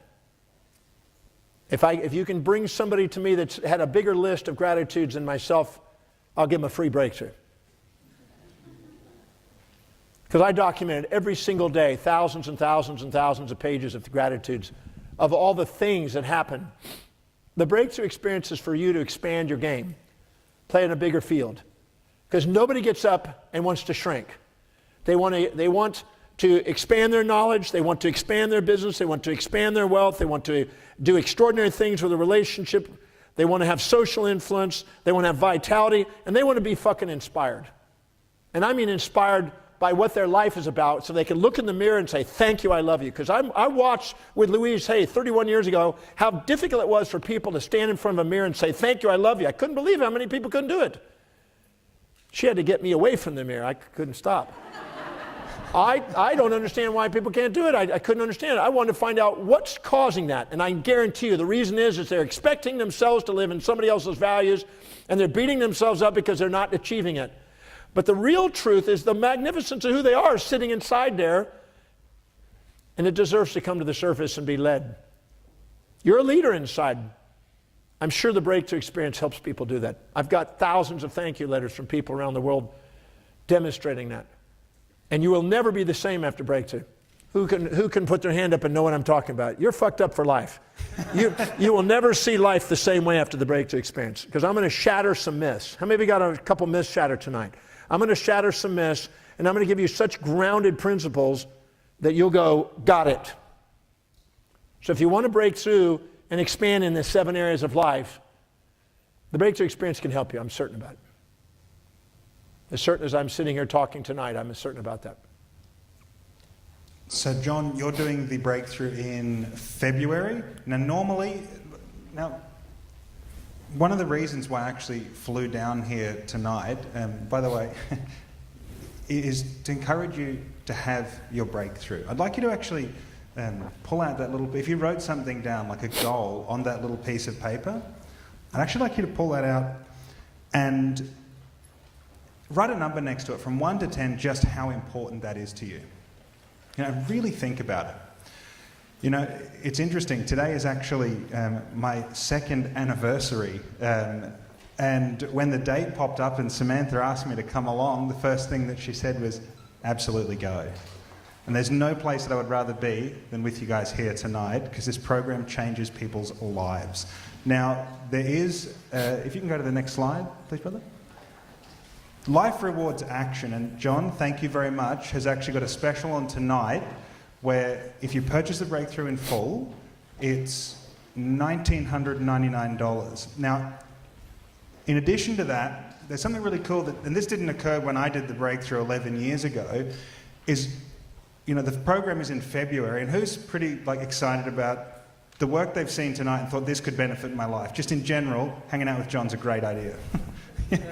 Hand up. There's a program called Inspired Destiny. So it's an online learning program that you can access tomorrow. That's actually been bonused in. For anyone that takes action tonight, that is bonused in. And on top of that, once you've actually finished the breakthrough, now, to anyone who's actually been there, it is one of the most intense experiences. It's called a breakthrough experience for a reason. It's not a breakthrough program. Yeah, we started about 8 in the morning, we go to midnight, and we then start about 9 and we go to about 7 or 8 at night, and it's full on. It's full on. But once you're finished, one of the best parts about this program is they've actually put some of John's best work into a vault where you can access it full life. And this is lifetime access. And you can go online, and that itself is worth $1,000. And it's got virtually all of John's online training. So I figured it out the other day. I've sent 40 of my best friends, my mother, my stepdad, pretty much everyone I can talk to do this program. And the results in their life is just astounding. And if you're sort of, thinking, I'm not sure if it's for me, or I'll be at the back to have a chat to you. John is going to be at the back to welcome our brand new graduates, people coming into the breakthrough, and to answer questions as well. There's also a payment plan option as well. If you're like I was, sitting right where you are, 11 years ago where I actually couldn't afford it. That was super beneficial, and that's actually available tonight. So Sam and the team at Global One, thank you so much for that. Really appreciate it. Guys, I just want to say thank you so much for your time, and thank you so much for coming here tonight. And John, just thank you so much for giving us all the opportunity. Thank you, Sydney. Work. Thank you for everything you've done tonight for me.